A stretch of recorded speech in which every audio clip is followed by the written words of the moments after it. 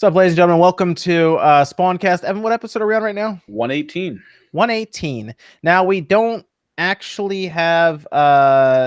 we didn't have a plan originally for after August 1st when they're going to get rid of the Hangout stuff, but Evan actually made a layout on his Twitch channel.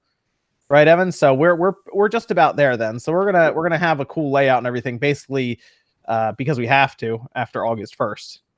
Yeah, you saw the I sent you the message with it, right? Yeah, so it's looking good. We're gonna have all kinds of cool stuff going on there, so it'll be a bit better looking, and hopefully that'll be a bit more fun to watch that way and everything too. So it wasn't a particularly busy week this past week in games, but I brought everyone together. We'll still go over some stuff, and we'll talk about some of the stuff we've been playing as well. Let's start from the left here. We have Max, Dreamcast guy. What's going on tonight, man? Man, I am addicted to Mario Maker 2 way more than I ever thought I was going to be. I can't stop. It's too good. Mario Maker 2, huh? Yeah, no, I think that's fine. That makes sense. I just see so many people posting levels online right now, so it's made me enjoy Twitter in such a different way because so many people just post a level and you get to be the first person ever to beat it. That's such like an interesting feeling to see like 0 people have played this level. I love that. People are just getting creative too. We could talk a bit more about that when we get to what we're playing. But yeah, people are getting very creative with the level building, definitely. And then Evan, what's going on tonight, Evan? Not much. Been playing a ton of stuff this week, though. Tons of stuff going all over the place. Evan can participate. Very nice. Then we have Jordan. What's going on, man? What's going on? Glad to be here. Yeah, man. Nate, I thought you were going to change your picture. Yeah, it's been a long week. It's been a long week. I'm not clicking that mouse 4 times to change that picture. That's fine. That's fine. You're still part of the Walking Dead universe. I'm Borderlands. Is that Borderlands? I guess you could go either way with it. I don't know. It looks kind of Walking Dead. I don't know. Walking Dead's officially dead. Borderlands 3 is upcoming, so I'm like viral marketing. I'm Handsome Nate. Okay. And then we have OJ Player Essence with us tonight. What's going on, man? I'm doing good, man. I haven't been playing too much this week, but I did play a pretty cool Switch port this week, so we can talk about that. Okay. Very cool. Yeah, you're having some fun on Twitch. I saw that. Yeah, having some fun on Twitch. Yes, Twitch is fun. It's very fun. Thank you for everybody that came out. I appreciate it. A lot of people say, "Oh, I came over from the SpawnCast," so thank you. I appreciate that. Good. Okay, good. Yeah, check him out there. You stream pretty much every day doing that, and it's been building up. So Twitch TV / Player Essence, and I stream every day, so you guys can watch. It's fun. Cool. All right, very good. So what's everyone been playing? Let's just do that. Let's jump into the what everyone's been playing. Oh, Andy Ackerman with the Big 20 saying sup, gents. How's it going, Andy? Good to see you here tonight. Thanks as always. Good to have you here. We'll go over some of the super chats when we get to about 9:30. But let's just go over what everyone's been playing. Max, you said Mario Maker 2. We talked about it a little bit last week as well, but you want to talk a bit more because now we're like a week in and the community is going crazy with this thing. So let me know about this one. The creativity is super, it's just so explosive. I mean, there are literally thousands and thousands of levels being posted every day. As some people may know, I was actually a huge fan of the original Mario Maker. That is my favorite Wii U game by far. This feels so different somehow. Like I feel like the speedrun tag is different. The multiplayer is broken, honestly, but it feels the community feels fresher. It's just idea. I'm really hooked on it. I mean, there's a lot more people, I guess, technically, that would be playing it because there's a lot more Switches out there. Maybe that's it. Maybe just more people are picking it up and they're trying it out. Well, it could be like the from Destiny 1 to Destiny 2 or Division 1 to Division 2, where it's not that much of an advance of a game, but the community's been at it for so many years that the sequel sort of just refreshes everything. That's a good point. I mean, it also, so you're saying people are just they were just ready for it then? Yeah, it's just they had already practiced. All the ideas were already there. People have just literally been at the drawing board. So when it came out, it's just every weird experiment at once hitting the wall. Yeah, and it's already sold much more than the first one in like its first few days. So if you compare the weeks, the first week to like the 3DS or the Wii U version, it like doubled it, I think, in the UK for physical sales. And we saw it on the Famitsu sales charts. It jumped over them pretty easily. So yeah, this one's gonna be interesting to see going forward how it might end up being like a Mario Kart, how that just always sells. I could see Mario Maker 2 being the same thing. Like at this point, if I look at the shelf, I don't know why I would buy New Super Mario Bros. Like U Deluxe instead of Mario Maker 2. I don't really know why I would do that at this point. That's why it came out first. Yeah, pretty much. I mean, yeah, that's it. I don't really know why I wouldn't just buy Mario Maker 2. That's like the obvious one to get, but well, I also feel like it's going to pull in a lot of the Minecraft and Terraria scene. This one does feel even more crafty just because of all the pipes and extra tools and stuff. So I really think that it's going to get like all those people at once. What's your favorite level we played so far, Max?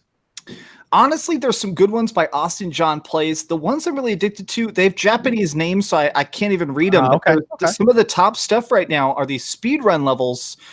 It's like a weird gimmick right now where you have 20 seconds to beat the level, and they'll mark all of the jumps with coins. So it almost feels like a rhythm game because it's not even about the music. It's not about anything. It's just timing. So it's just like jump, jump, jump, jump. And they're so fun because it feels so punishing. And I also want to say real quick, people are talking about Shadowbringers in chat. Hell yes. Like Final Fantasy XIV Shadowbringers is insane. Yeah, you're having a good time with that?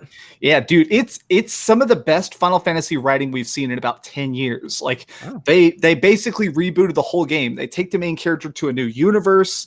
You're sort of playing the bad guys and fighting angels. It's crazy. Do you think it's weird that Microsoft allegedly is the one blocking crossplay for that?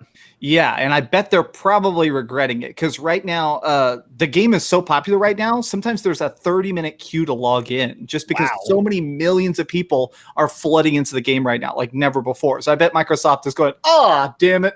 That's interesting. That's crazy. Microsoft's blocking. Microsoft's blocking. Yeah, it is weird. The They well, apparently the developers themselves or whatever explained it. They said that with Microsoft, the rules for an MMO RPG compared to a first-person shooter for crossplay are different. So, like, apparently, voice chat across an MMO cannot be done through crossplay with Microsoft because it's an MMO for whatever reason. And it was something else with, I want to say it was purchasing and stuff, like different things in the game. It definitely had voice chat though as one of the things that was blocked. Yeah, which is weird. Apparently it's Microsoft blocking that game though. Which is strange. Didn't they originally say it was Sony? Yes, that's the weird part. That's the part that confused me too. But they went into some detail and pointed out the differences for Microsoft. So it sounds weird that Microsoft be like, nah, we don't want to work with you guys and get this game that seems to be popular. Oh, I've been watching it on Twitch. And it's been fantastic to watch. It's been really cool. I think the game's dope, you know. I mean, it's popular in Japan, right, Max? It's huge in Japan. Yeah, there's a lot of like auto. So when you play in America, you're playing with Americans, but people can opt to play with you. So there'll be Japanese players in my game sometimes, and there's like actually some sort of auto translation system where you can say like landmark names and stuff in Japanese. So it's a very multilingual game. It's definitely really big all over the world right now. Yeah, we're talking about Final Fantasy XIV, and maybe Microsoft just says, well, we don't really do anything in Japan. We're not gonna worry much about it. Probably it, yeah. But then they're also the ones bringing Phantasy Star, Online 2 over. So that's weird. It's weird. Okay, that's fine. Evan, you said you played a lot. I've been playing a lot. Yeah, Mario Maker 2, of course. I mean, I've been tinkering around with building a level recently, so we're gonna. You gonna post that thing up? Possibly, yeah. It's gonna feel a lot like a classic Super Mario World level because that was like my favorite of all the series. So I was really trying to recapture that. Then of course we have Steam Summer Sale, so I picked up Call of Cthulhu, which is actually really cool. It's a investigation game, but it has RPG elements to it as well. Is this on? Was this on Steam? Yeah, for the Steam Summer Sale. It was pretty cheap. I picked up Agents of Mayhem because another. I saw that fire up, and I was like, "Yeah, why is he playing that?" I had a Twitch streamer bring it up, and I was watching him play it, and I was like, "This looks better than Crackdown 3." It is better. It's so much better than Crackdown 3. It's actually just mindlessly fun. It's kind of awesome. I see Call of Cthulhu here for 27. Yeah. Yeah. Okay. How's that? It's really good. It's a lot of elements to it, a lot of jump scare, but also like maddening horror type stuff. I'm in like a stealth section right now. I got to get through, and then let's see. I just picked up Sea of Solitude today and beat it. It's like a 3-hour long game. How did you like that one? Because I saw that one on. I saw it pop up on because that's an EA Originals. Yep, $20 game, I think. How was that? The game's tech, the way it looks, the art style, amazing. It's incredible. The way they wrote it and voiced it kind of detracted from it. Is that not on Steam? No, I think it's Unreal, the Unreal Shop exclusive. Oh, Epic. Wow, man, they snapped that one up too, huh? Man. Yeah. So I picked it up on PlayStation, so I just played it there. Dude, look, see what happens when you plug that PlayStation in? Now you're in trouble, man. Fine. He's using that PlayStation now, man. Interesting. I saw that, and the art style looked interesting. And the art style is great, and there's moments in the game that'll really blow you away, like when the water actually gets like ripped apart and you're just on land under it. It's really cool looking, but then just the voiceover, the acting, all of it, the story, it keeps shoving what you're looking at in your face by saying it out loud for some reason, just over and over, and it's really weird. Did you play anything else? I've just been going back and forth with other older games as well. Samurai Showdown, playing a little bit more of that. Dota Underlords, because auto chess, why not? So Oh, all right, nice. What about Jordan? A lot of Mario Maker 2. I've been trying to play it, before I go to sleep every night. Just kind of pull out the Switch and play it a bit. I actually created my first level ever. It's nothing too crazy. How did you take to the level editor stuff? Because I haven't gotten used to it. I haven't put a lot of time into it though. So at first it was kind of like weird to get used to what buttons do what, and like accidentally like putting something somewhere and deleting it. Like it seems like I'm doing more steps to get things done. But once like you go to the wheels and can switch stuff out and learn where every little piece is, I think it's pretty easy to get used to. My level I made wasn't like anything crazy, but it was just like a test to see if I could do it, since I never really did that in the first Mario Maker. So it was cool. I'll probably make a few more levels in the future to try it out, but I'm definitely having a lot of fun playing the online levels. It's an endlessly playable game. There's so many awesome, cool levels out there that are like replicating other Mario games, like as best as they can in 2D. Like there's some really cool Super Mario Galaxy levels that people have made, and some Mario Kart levels, which is really cool. That's interesting. People are doing Mario Kart levels already. There was one where you just get in a cart basically, and it, as long as you go, it'll like track it for you. But it's really cool how fast they made it seem like you go. We need a Mario Kart maker. I've been saying it. We need it. They should do it, or somehow DLC it into this. They probably won't, because they know they can make more money. Oh my gosh, they would make an obscene amount of money doing that. Yeah, that'd be really cool. And speaking of racing, I've been playing a bit of CTR some more. I've been playing that online. The online's pretty stable. I haven't had any issues. It's gotten better. It was really bad apparently day one. Like it was like broken. And they passed that pretty quick. It's gotten better, yeah. It's a lot better. I think scaling, like there's definitely issues like level scaling, like with certain people I'm playing with. Like if let's say, because I played this on my PlayStation account, which I put more time in my Xbox version that I had, but I play with my friends on PlayStation. And like they already have all the unlockable stuff, and they're already like way leveled up with it. Like they have everything unlocked, right? They got the best cards, all the cool characters, everything. And so it does seem like there is a bit of disadvantage if you're coming online with nothing, and everyone else has stuff unlocked. It's going to be harder to get into the higher placements, right? But other than that, it's pretty good online. Still a lot of fun, fast racing, and you get a match in, and you're good. So that's about it this week for me, really. What about Nate? Nate, you play a lot of weird games. Hit us with a weird one. Trying to think of a weird game this week. I think nothing actually weird in the sense of like really what the hell type weird. I've been playing What Remains of Edith Finch on Switch. I love that one. Yeah, I'll say how's that? That's a weird game, but the port for the Switch is pretty good. Some minor hiccups, but nothing too drastic. Okay. It's not like a bloodstain situation. Otherwise, I think I've just been playing, Mario Maker 2, Blazing Chrome. Yeah, Blazing Chrome's still not out yet, is it? That's like on the 11th. You've had that game forever, man. I've had it for a couple of weeks now. You've had that thing forever. That's apparently hitting Game Pass like day one, which is interesting. That's just dropping right on there. That's a good move for them.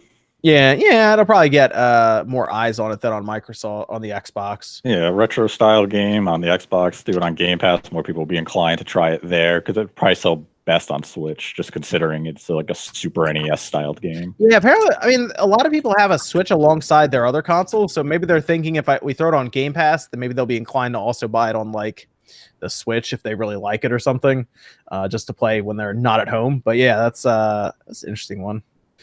Who played Red Faction? Because I played Red Faction on the Switch this past week. I played it. Yeah, maybe like an hour or two of it. I've played that one, just not on Switch. You didn't like it as much, Max. You told me that. You said you weren't as much of a fan of that one. I actually don't like that one at all. No, I even got the remake of it, the remastered edition on PS4 last year. It's that I find the game boring because it has one really cool trick and it never does anything else. And it's wreck everything. I mean, something that's interesting about that game is you can literally get a sledgehammer and destroy an entire tower piece by pixel. And it's very interesting, but like 3 or 4 hours into the game, it's like, all right, now destroy this base. It's kind of like, okay. Yeah. Okay. I like blowing stuff up in it, so I'm yeah. It does that well. Hell yeah. Welcome to Superhero Solution. Welcome, new member. Thank you. Evan has emotes and stuff in there for you. Yeah, I was having fun with it. I thought it was actually a pretty good port, all things considered, for the Switch because they have the performance mode and the what you call them, the quality mode. But I played it last year on the Xbox One X as well, and I really liked it there. So it's really, really clean looking on the Xbox One X. They have a full 4K mode and everything. But I had played it on the Switch and I liked it. It was fun. It ran well. If you never played it, it might be worth picking up if you like blowing stuff up. I was having fun with it. What about what did you think of it, OJ? You played a little bit of it, didn't you? Yeah, I actually played it. I think it's about the 10-year anniversary of that game, isn't it? It's been a long time. It came out in 2009, right? 2009. Yeah, I remember playing it back in 2009. I think I just remember playing it. I think it was like summer playing or something like that back in 2009. I remember loving it back then. I played on the PS3, picked it up, played the online multiplayer, played the single player, beat all of that, pretty much 100% of the game for the most part. The game, what I like about the game the most is, you're just blowing stuff up a lot and everything. Like that's kind of, there isn't a ton of different stuff within the main missions, but there's a lot of side quests that you can do, like defending a base or like shooting and like you have to like take down towers like with like a rocket gun or something like that, or demolition on a certain thing. And there's like times, like so there's like time trials and stuff like that. I don't remember if there's like some racing stuff, and I don't think there is really. But there's fun driving missions where you sit in the back of a car. Those are awesome, where everyone's chasing you. So those sort of feel like racing missions. Yeah, and there's like missions like where like you drive through like towers. You have to like destroy towers like driving through them. So there's a lot of variety, I think, with some of the side stuff that you can do. Has a nice open world to it. I like the game. I've liked the game since back then, and I think they even refined the shooting and made it look better. It's tighter, feels a little bit better on the shooting. They have full motion controls if you're into that. They have HD Rumble, all of it's kind of built into there. So I enjoyed the remake. I enjoyed the original game on PS3. The sequel sucks to that game. Yeah, the sequel wasn't that good. That's right. I don't know why they literally killed a good thing. The game sold well. It did well. Like, let's just take everything out of this game that made the first one. I remember that. Magic is the last game they did, like Magic Aliens. It's Armageddon. I seem to recall it. You had magic or something weird like that. Yeah, but it's like linear. It's like linear, and they took out a lot of the stuff that made the. What? Yeah, oh my god! I had no idea. Oh my god! It's the underground of Mars. Basically, is the story, and so you're underneath Mars shooting aliens, not really destroying too much. Yeah. No. And I remember playing it for a bit. I'm like, man, this sucks compared to the other game. I was like, didn't they try to bring some elements of like Saints Row style humor into it too? I thought I remember there was like a rainbow gun in that would rip through things. No. Yeah, there was. Yeah, there was like a special like weird gun. That was at the time where like every game tried to have like one weird gun to advertise their game.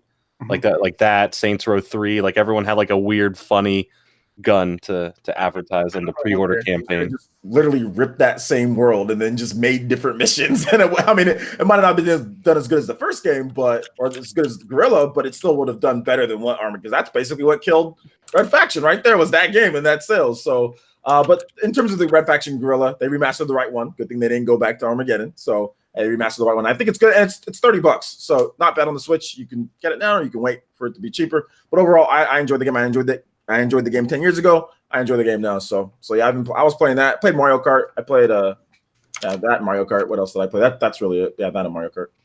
Nice. So I sent a link to you guys. That's the weapon in the game. It's you basically hold a unicorn that like freaks out and it shoots rainbows from its butt. I also played Outer Wilds. A little bit of that. I'm like an hour or two into that one. It's interesting. It's on Game Pass, so they just dropped it right on there. But from what I can tell so far, it's one of those games that's kind of like Groundhog Day sort of so far, where if you die, it takes you right back to when you wake up on the planet and you're looking up at the stars. But it's basically you exploring like space and everything. And you could tell it's an indie game because it has some like jank to it, but it's actually been pretty fun so far. I'm a little surprised. It's kind of slow. So like I went to a planet. You have a weapon basically that I thought it was a weapon, but it can actually like hear audio from far away, even through different planets. And the universe is kind of small. So you get in your ship and you use like your boosters to get off of the planet and then go to other planets and asteroids and stuff. And it's kind of fun. I need to play a little bit more because the idea of it is you're trying to figure out a mystery surrounding the whole game and you're kind of working through it. I didn't want to have anything spoiled because people were talking about it online, so I didn't look too much into it. But the one planet I went to is like this planet that's completely busted open, and in the middle of it that's holding it all together is a black hole. So I tried to jump over it and I ended up falling into the black hole. Awesome. Like the first hour in. So you're saying this is Mario Galaxy? Yeah, I think it's kind of neat. Outer Wilds, it's on Game Pass. I'm probably gonna play a little more of it tonight, but I also just got a bunch of GameCube games, and I've been playing GameCube games all day.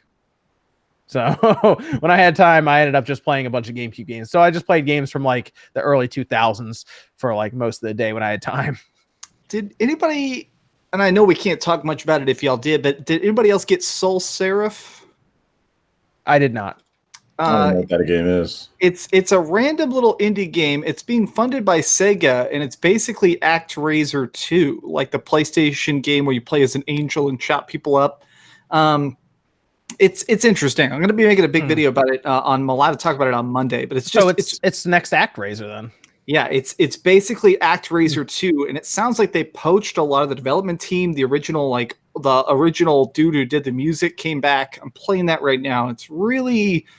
It's super retro, and it's on PS4, Xbox One, and I think Switch. It's really interesting. Okay, that's interesting. I'll have to see your video on that one. I would check out. Did anyone else check out Outer Wilds yet?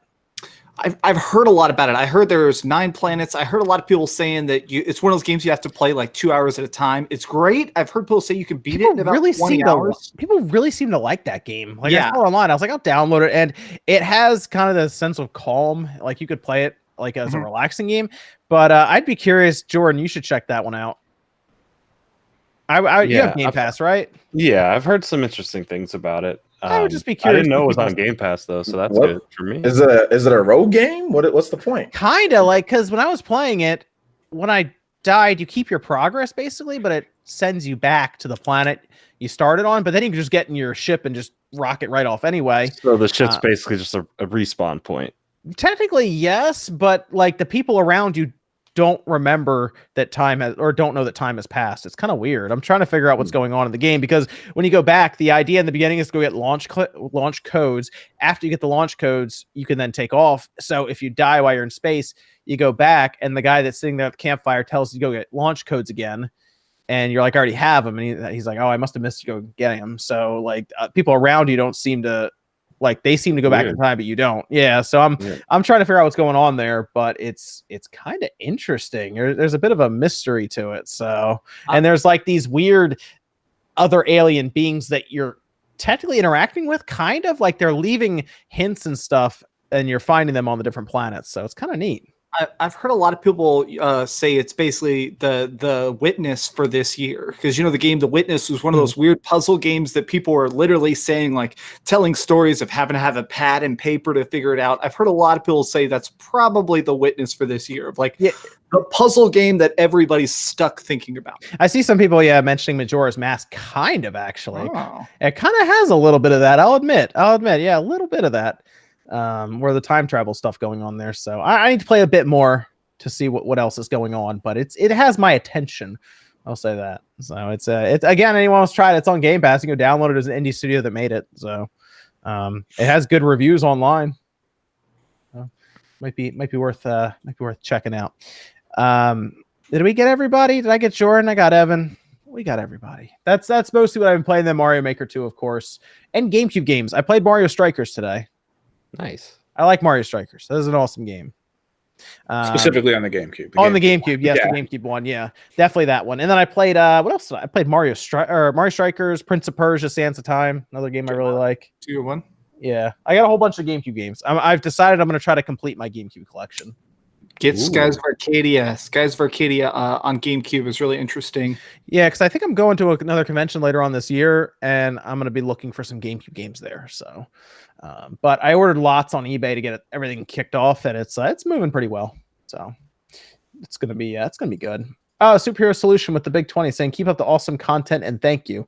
You got it, Superhero Solution. Thanks for the donation. We appreciate it, and we'll be around. We're not going anywhere, so we'll keep it up. Let me jump over here, and we'll start up with one of the topics here being. Did you guys see that during the gathering of the investors, Nintendo said they want to reinvent the controller going into next generation?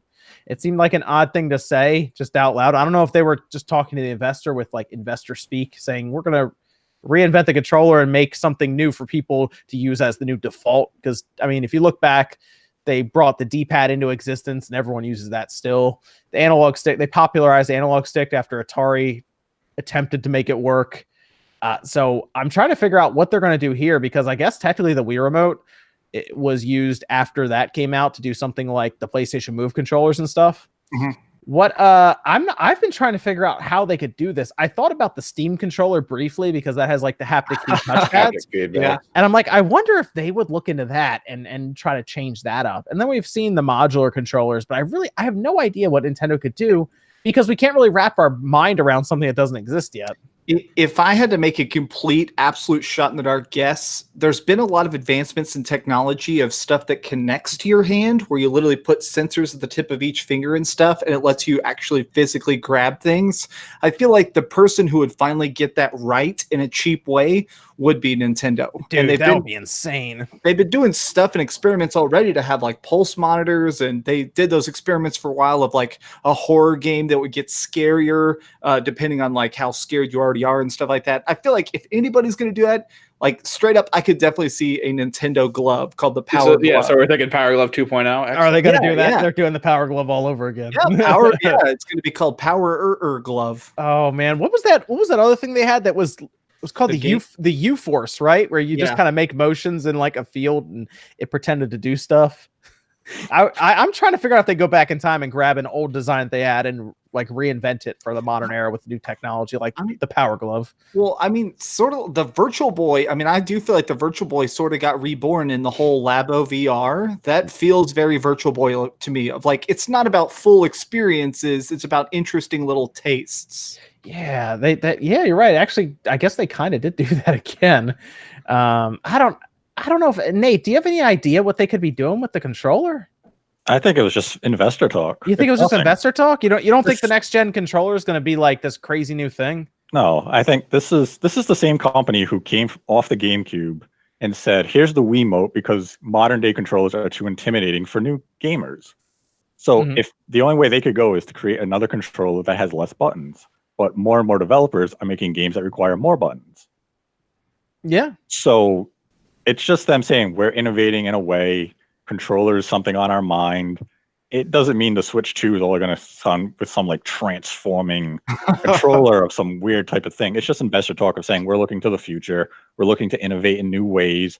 We're looking to come up with maybe a new idea that catches on. Like you brought up the D-pad, the analog stick, but it was also Nintendo that really made touchscreen a mainstream thing. And that's why we see phones with the touchscreens and the gaming excel on them so well because of something like the DS. Yeah. Yeah, I do wonder if they have something else in mind similar to that, like something that like everyone will use eventually, because touchscreens mixed with games at the time seemed weird. I don't think they would ever do like a controller with a touchscreen on it like that, but I mean, I guess you never know. Well, they kind of did that. It was called the Wii U, and nobody wanted it. No, but I mean like an actual controller, not like whatever the abomination was that they used for the Wii U, the gamepad. I mean, the Hasbro tablet. That's super chat. I'm sorry, I'm so distracted by that super chat. Shame on you, Andy. What is it? Oh, got it. I don't know. That's the problem. We really can't wrap our mind around what they would even think about. You could look at some of Nintendo's patents for like when they were coming up with new controller ideas for the GameCube and the Wii. Like one controller was just a big star. Yeah, I remember that. I'm going to play Super Smash Brothers Melee while smacking a star? Like, no, they still have to conform to industry standards. It was funny because they were like, we got a lot of stuff in R&D and most of it's not going to leave that R&D room. So you'll see something from there, but it makes you wonder what like gets left in there because it's got to be some crazy ideas. Like some of those ideas have to be insane. And a lot of times we see them later on through concept art and like patents that end up getting pushed out. But yeah, like the other thing I can see Nintendo doing is looking at something like the Xbox Elite controller and implementing paddles and some customization options that go for, you know, all brands of gamers for accessibility reasons and such. And that's where I could see them trying to push a standard controller that way, where you can just customize with the paddles, accessibility options and stuff like that. Otherwise, like I don't see them coming out with some radical new concept. Well, I feel like they're a chunk of the way there with the Joy-Cons themselves. I mean, it's just two halves of a controller you attach to a main object to make a singular controller. What if they just had alternate forms of like the right half and the left half, so you could almost custom craft the controller you wanted in the first place?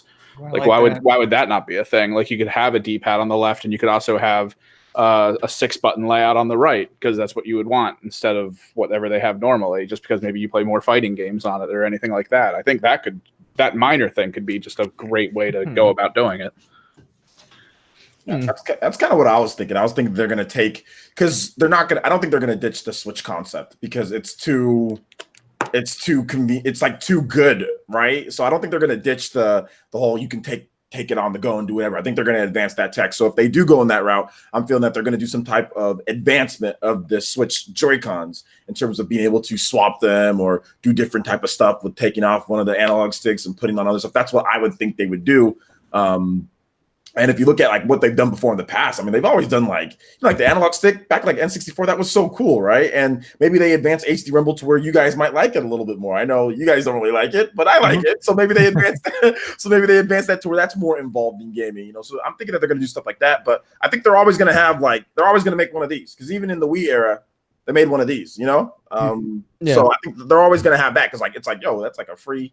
What, $60 or $50 from people every single time, because people are going to buy that too. So I think that's really what's going to come down to. It's not going to be anything too crazy, but it's going to be something like, okay, this is nice. You know, maybe they do something a little bit different. Yeah, actually, absolutely.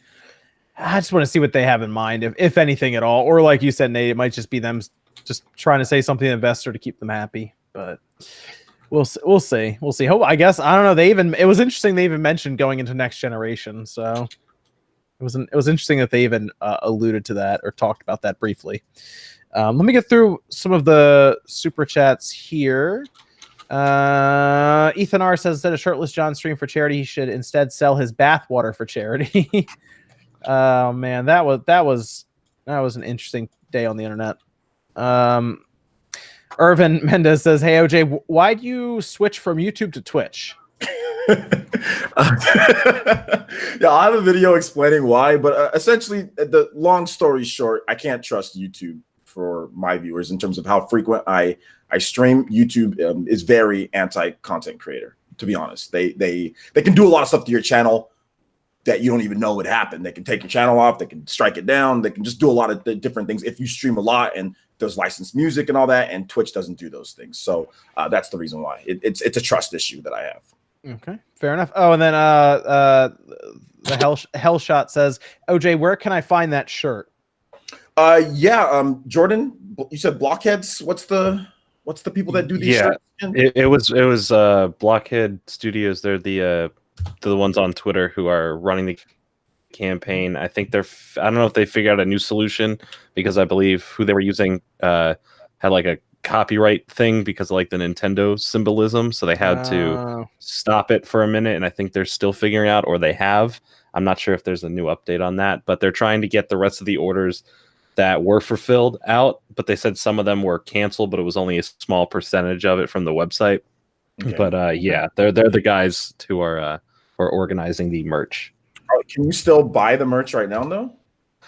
I'm not sure if they found a new place to sell them yet, or to set up the shop. Okay, that's all I don't know. Okay. But as far as if you've ordered, majority of those orders should still be going out. Like I'm still waiting on mine, so like they should be coming out. but some of them got only a small percentage got canceled. I'll put a link because I remember the site now. I'll put a link to it in the chat, and you guys can maybe whoever does want it, because 100% of the donations or 100% of the purchases go to NAMI for mental health. So you'll be helping out, and of course you can get some cool merch. You know, I bought a bunch myself, so. Yeah. Okay, that'll work. Ziljan says, thank you for making the job at the warehouse bearable. Got it. Link's Hero says, I prefer RPGs to have one linear story with one ending. 2+ paths give more storyline, gameplay options. However, I just really like a set story. Thoughts? So just one story straightforward, rather than having like multiple endings and anything like that. Paths. I think some games manage to do it. Like Chrono Trigger has like 16 endings technically, or something like that. A bunch of endings, yeah. And I feel like it's so contained though, and the endings are basically just early endings of, oh, you beat Lavos early or whatever, or ooh, you didn't revive the main character or whatever. So I like that. Yeah, but definitely there are games, and I don't want to throw any games under the bus, but there are certainly games that have too many branching paths, and by the end, I don't even care because I'm so deep into it, I have no idea what's going on. Yeah, I mean, some games do it right, some games do it wrong. Deus Ex Human Revolution, literally at the end, you just pick your ending. You go to a machine and press a button, and it gives you your ending. Whereas Witcher 2, depending on a choice you make in the first chapter, changes the second chapter entirely, 100%. I think Fable 2 did that too, where at the end, you could basically choose which ending you want to go. If you save before it, I'm trying to remember Mass Effect 3 did that too, which you just pick an ending, basically, and then you just reload your save and go pick the other ending. Oh man. Sakon 10 says Mario Strikers Wii has better gameplay except for Super Shot. Well, is Super Shot, is that the one where you end up like you can score like 10 goals in one shot, like one try? I didn't like that. I just like the GameCube version just had, I think, the purest gameplay. You could just straight up play soccer with slow motion. It was fine. Andy Ackerman says Power Glove with haptic feedback would bring in a whole lot of female gamers. He says Axe Innocent. Man. Let me move over to EA, because EA is a strange company. Did you guys? I assume you guys saw the interview. I know Game Industry posted it. I went off on. What did you think about this, OJ? The lack of self-awareness from this guy. Well, I mean, let me go ahead. I tell you what, I'll read the quote. This is from Matt Bilby, who is EVP of Strategic Growth at EA, saying 25 years at EA, and I still struggle with the external perception that we're just a bunch of bad guys. We love making and playing games. Unfortunately, when we make mistakes on games, the world knows about it because it's of a size and scale. So the weirdest part of that entire, so I read the entire article, every word of it twice, because I kept expecting them to deflect or explain something, and they don't. The whole time they're like, we made these indie games. Look, we funded this stuff over here. We make no profit. It's like, we don't care about the indie games. You guys make the most predatory microtransactions in the world. What? Yeah, it's weird. They just somehow they didn't understand. Right? Oh my God. He even says in 25 years, I mean, 25 years ago, that was a long time ago. Like, you feel like they should have remembered that they used to make more than like 6 games a year. Less than, actually, how many games are they going to end up making this year? Not that many. If don't count the EA originals, because they're just funding that, like they're, like they have their own studios, obviously, but like, how many games are they going to make outside of sports games this year? This is the bunch of bad guys, because you guys buy exclusive license. How can he not know that people don't like the fact that they buy exclusive licenses that make bad games? They buy exclusive license to the NFL, and then Madden probably still isn't better than NFL 2K5. And I'm not just saying, that's not an exaggeration. Madden probably still today isn't better than NFL 2K5. I played Madden 2016 or whatever, and it's not better than NFL 2K5. People compare them all the time on Twitter. Like they'll get down like crazy. They'll say, "Oh, they have one punting animation for the new Madden, but like 2K5 had like 6 or something crazy." I can't blame EA for the NFL license situation. EA took advantage of the opportunity. NFL was pissed that Visual Concepts and 2K came out with a football game and they priced it at, what was it, like $30? It was $20. $20. They $19.99. got pissed, and they took that as an insult. So they said, screw it, we'll shop the license around. EA came in and made the deal. But then they also did the same thing, but they make bad games. That's still not something they're not very good. Like Madden it's like a well-oiled machine. They do the same thing, but then it's not. They don't go above and beyond. Like they don't really do that. And then also you look at like Star Wars, right? The Star Wars games aren't good. Dreamcast guy, we all saw your review. Yep. That was ridiculous. They're sitting there and they haven't made a good one. Yeah, they're affecting the multiplayer with microtransactions. Like, how can you sit there and say, "Oh, we're just a bunch of bad"? Yes, you're a bunch of bad guys when you're doing stuff like this. Yes, when you do things like this, you're a bunch of bad guys. Yes, look what they did to Bioware. Like that's one of the weird things. Is look at as soon as they stepped in at the end of Mass Effect 3. And what's the worst part? The ending of Mass Effect 3. And then look at Mass Effect Andromeda, and look at the third product by Bioware, which is of course freaking Anthem, which is Anthem, in my opinion, is easily one of the worst games of the year. Like I paid for that, played it, and oh my god, is it a mess? It's just one of those things. It seems like the EA touch. How can he sit here and say that he doesn't understand why? Look at what you're doing. You've taken a franchise that was rated, Mass Effect 2 is rated 96. 96 on Metacritic, a 96 rating, and you've turned it into a trash franchise. Like that is one of the biggest turnarounds that I've seen in such a short. I think Mass Effect 3 is like a 93, right? 92 or 93. Yeah. You got a franchise that's literally like AAA, whatever the case is, and you've turned it into a gutter franchise at this point. See, that's where I can't blame EA for that either. I blame Bioware. I think Bioware's lost a lot of talent. They've lost their touch. Their games are reflecting their development. If you remember that article that we all read a couple months back, that kind of explained, it was a lot of EA input. There's a lot of EA problems in there, but there was also a lot of internal Bioware issues in terms of the secondary teams, in terms of the leaders. Magic. Yeah, the management in Bioware that had no idea what they were doing and how many times they got swapped out in between doing that and getting ready for. I think in a way, EA's kind of helped Bioware stay afloat. I think if Bioware were still on their own, they may not be around right now. I fully disagree. 100%, maybe conspiracy theory time. I 100% believe that if EA had not stepped in and moneyed their way into the pocketbooks of Bioware, I think Bioware would be CD Projekt Red. I think that they would be the people who make one big-ass game every 5 years. 100%. Yeah, I could see that. How many games? Okay, so EA made Anthem. They did Apex Legends. These are games this year, right? Sea of Solitude is EA Originals. So that's that's it. Star Wars later, or you mean already released or coming out later? That's released this year so far.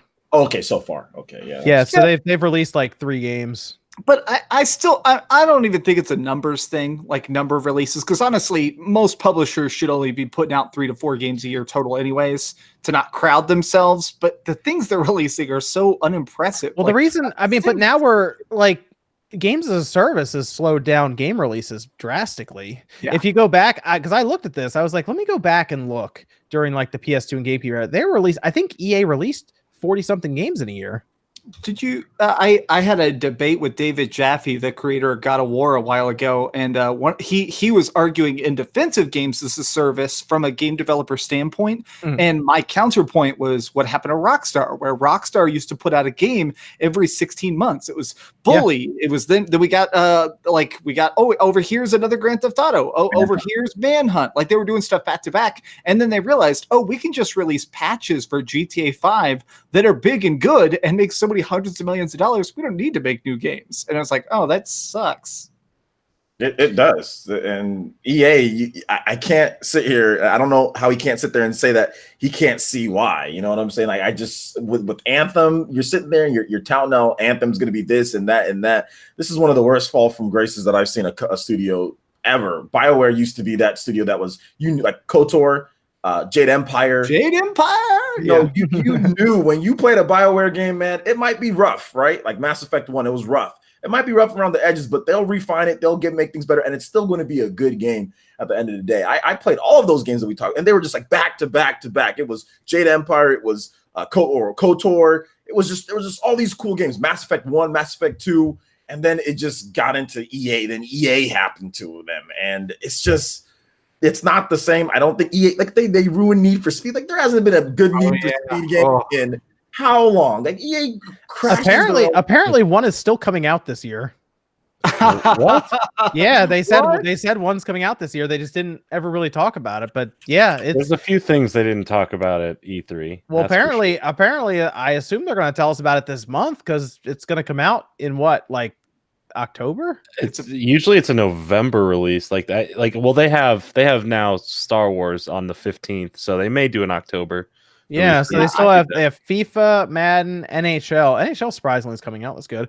And then Star Wars. Those are the ones that I know of that are still coming out.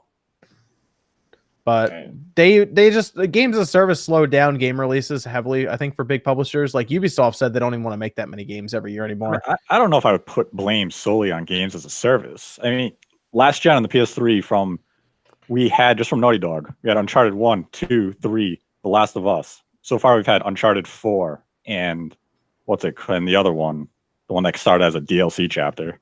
Oh, I like that one. Yeah. Oh, Lost Legacy. Yeah, and then we're going to get The Last of Us Part 2. Nothing from Naughty Dog or Sony is from a games as a service. It's just games take longer to develop. I guess we're more okay with those slow releases because it's gym after gym, whereas EA just randomly crapped something out. So yeah, now you can't spend 5 years on Anthem and release it how it did. And EA is a publisher with so many different IPs. I mean, if you look at Sony, if you're going to compare publisher to publisher, Sony a little slow starting out, but then they picked up the releases in terms of what they were doing. But at the same time, like the quality of what Sony's doing is so. I mean, I think if Anthem was as highest quality of Uncharted 4, or as highest quality as The Last of Us, I don't think people would be complaining as much about EA. But the quality is nowhere near, not even in the league of those games, Let's just face it. If EA came out right now and just randomly just ghost dropped on us a huge Dead Space 4 that was great, we'd all line up and celebrate it. But the thing is that they don't drop any good games. Everything is like got weird. They drop bad games. That's well, what Nate, makes this Nate, why do you think Rockstar stopped making so many games? Rockstar has no rush. Well, that's what I mean, though. 5, not even just as a game as a server. Grand Theft Auto 5 is continually in the top 10 sellers. Well, that's because they pair. That's because they pair the game with shark cards. Well, a lot of people are buying Grand Theft Auto 5 because they're going into the GTA Online. But yes, Rockstar's always gone to the beat of their own drum. Rockstar also doesn't have to answer to anybody. I mean, they answer to Take-Two, don't they? They answer. It's an interest. They have. It's a weird thing. Rockstar could say to Take-Two, fuck off. We're taking 10 years to make the next Grand Theft Auto. And Take-Two is like, cool. Because you guys will make $10 billion. Mm-hmm. We're not in a rush. I wonder if you think if Grand Theft Auto Online wasn't doing as well as it is, do you think that Take-Two would be like, all right, let's get a game out here?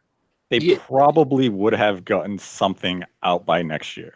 Yeah, if there wasn't the longevity aspect of it, they would definitely put out another game quicker. So that's why I think with like Red Dead Redemption 2 and the online of that not doing as hot and having a lot of issues, that we're going to see another game from them sooner rather than later, since that game isn't really living on past its release and everyone initially playing it. But those filler games tend to be something a little closer to like Max Payne. Like that's right. We might shorter game, less open world, very linear. Yeah, like they can throw out something smaller to ease the time between the next Grand Theft Auto. There's that rumor going around that really blew up this week that it sounds like they're doubling down and working extra hard now to finish Bully 2, and it's going to bring back the character, but now he's in college. And it sounds like, from the way I read that article, it makes it sound like Red Dead Redemption 2 not doing great. They were like, okay, we made our billions, but let's reinvest that right now so we can make Bully a success right now. Because they've made a ton of money from their microtransactions make up more than half their business now. Take-Two. That includes like if they sell a game and everything. No. Grand Theft Auto Online earns obscene amounts of money. Not even just selling the game, just microtransactions. It makes more doing that microtransactions than actually just selling the game to people. Isn't it the biggest entertainment moneymaker of all time? Yeah, it's insane. Yeah. So yeah, I mean, honestly, if I was Rockstar and Take-Two, I would just hang out and occasionally release the game too. To be honest, man, I wouldn't. I would do a little bit more. I would get a little bit more involved with at least what's every game doesn't have to be the level of like a Red Dead or anything. Right. They've got other IPs, they've got other IPs. So I would kind of invest a little bit more, kind of get a couple more games out. It doesn't have to be anything crazy, like at least like a game or two kind of filler. I can't believe a Midnight Club has not come out with how bad Need for Speed's been doing. Yeah, like a Midnight Club or like what else? I mean, like table tennis. Remember, they actually did a oh gosh, with a lot of depth. It was that game was pretty fun, actually. I'll give you that. Yeah, I mean, let's do it again. Those will probably be super simplified, thrown on a cell phone. Hella good. For I understand why Manhunt doesn't exist. I get that because I get I mean, that would be tough. Right now is the 40th anniversary of the film The Warriors, and they made a Warriors game. They could have remastered that. And that game is so they're not remastering it. I beat that recently. What did you just say? Who's to say they're not remastering it? They can release it next year if they wanted to. Well, then why wait till the 41st anniversary? Do it on the 40th. It's part of to just be like, to celebrate. Yeah, it's a year off. I mean, it wouldn't matter. Yeah, but it takes away from like I can't play. I don't know. It's 40. It's nothing special about 41. It's still at the end of the day, it's the Warriors. Yeah, dude, that game is that was a fun game. Yeah, it was a great game, but I remember listening to that trailer while working in GameStop, and people would be like, "Oh, that game looks neat." And I'd say, like, it's based on a movie. They're like, what's the movie called? Like, yeah, people buying this game never heard of the film. They don't even know what the hell it is. They thought it was just a new game. I just think, like, looking at people might be asking about that, like Manhunt, I think would be tough in this day and age because of just the sheer level of violence that it was. Because I remember they had to tone it down. They censored it. Yeah, they edited it out. You can get a patch that undoes the censoring. Basically, certain executions had this red tint that would go over it, and you just see the silhouettes. Yeah. I bet nowadays it'd be a lot more like, because it was going to be an adult rating from just violence. Mm-hmm. So they had to tone it down there. I think in this day and age, with how the internet is and everything, it would be very difficult, I think, to do Manhunt the way just what it's. They can do Grand Theft Auto because it's not as in your face, with it. So I think it'd just be harder. Maybe they could get away with it. Maybe.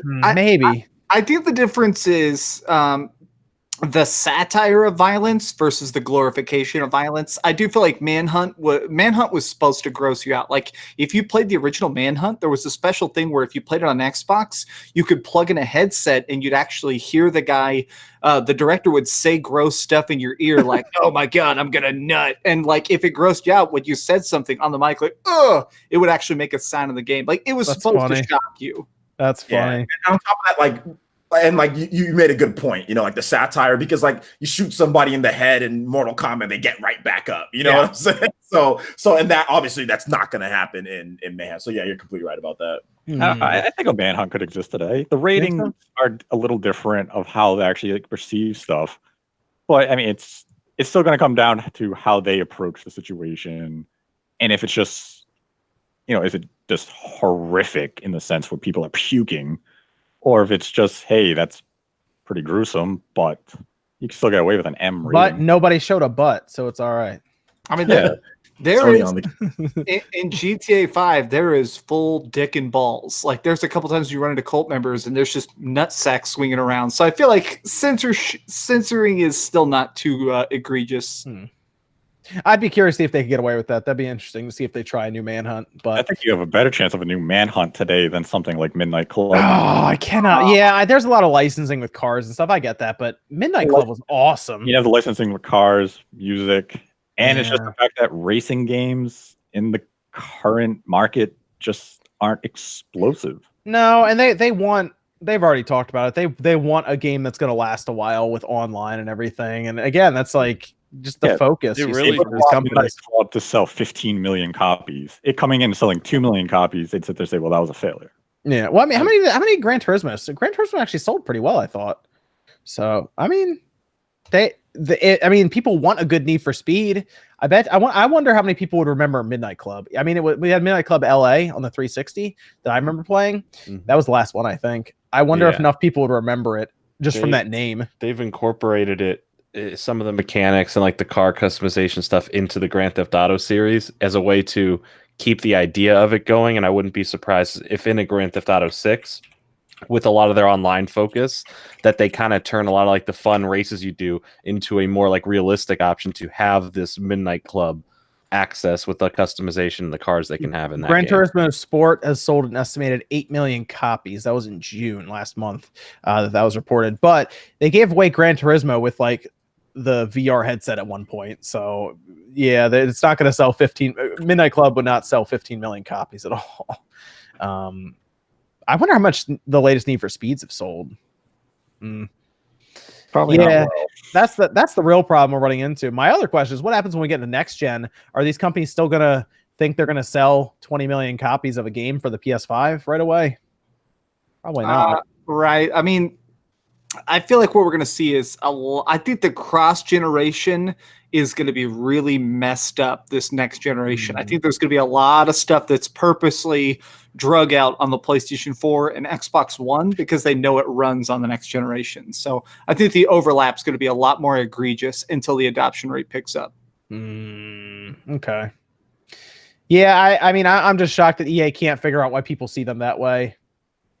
It's weird. It's odd. But hey, they have a chance to turn it around because apparently the new Star Wars won't have microtransactions. All right. They get one clap. I like how that's like a source of praise. We're not going to put microtransactions in this, guys. Love us. For now. Yeah, for now. For now. Yeah. It's a single player game though.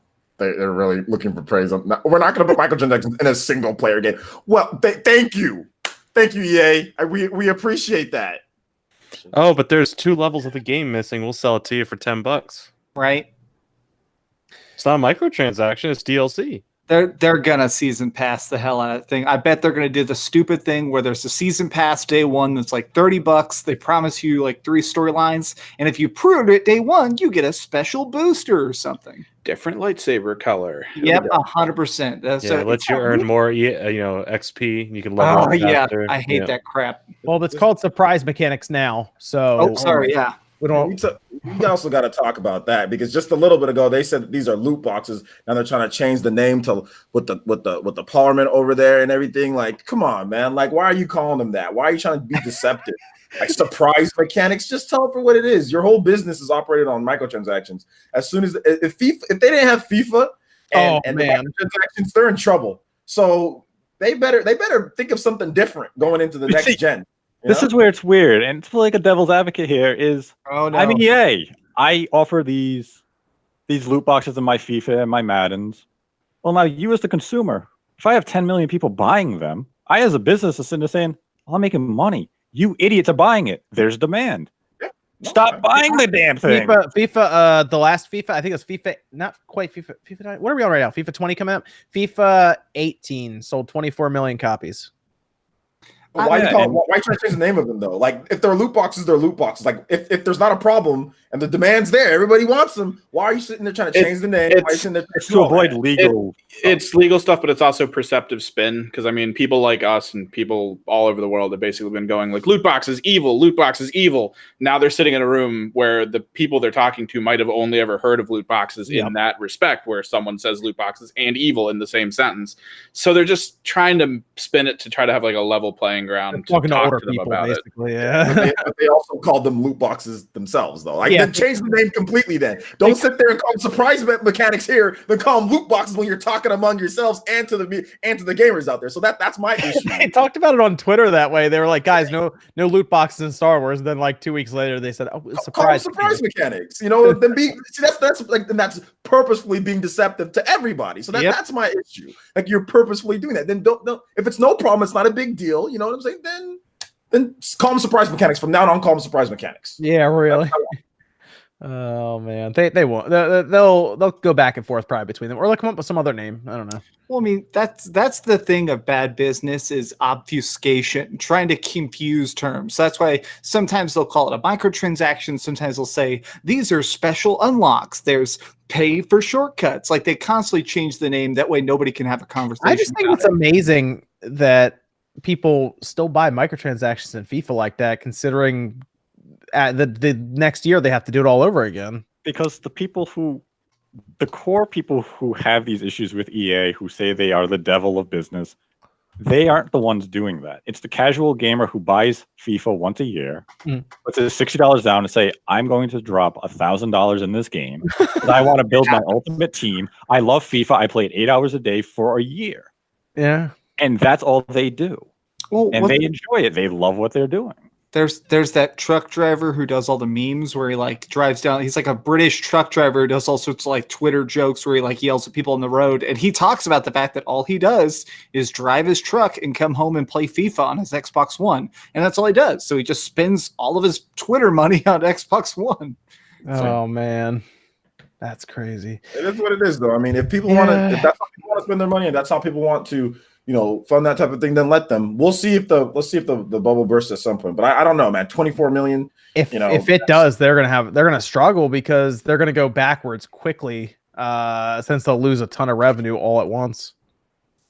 So it'll be interesting if that does actually happen in the bubble burst.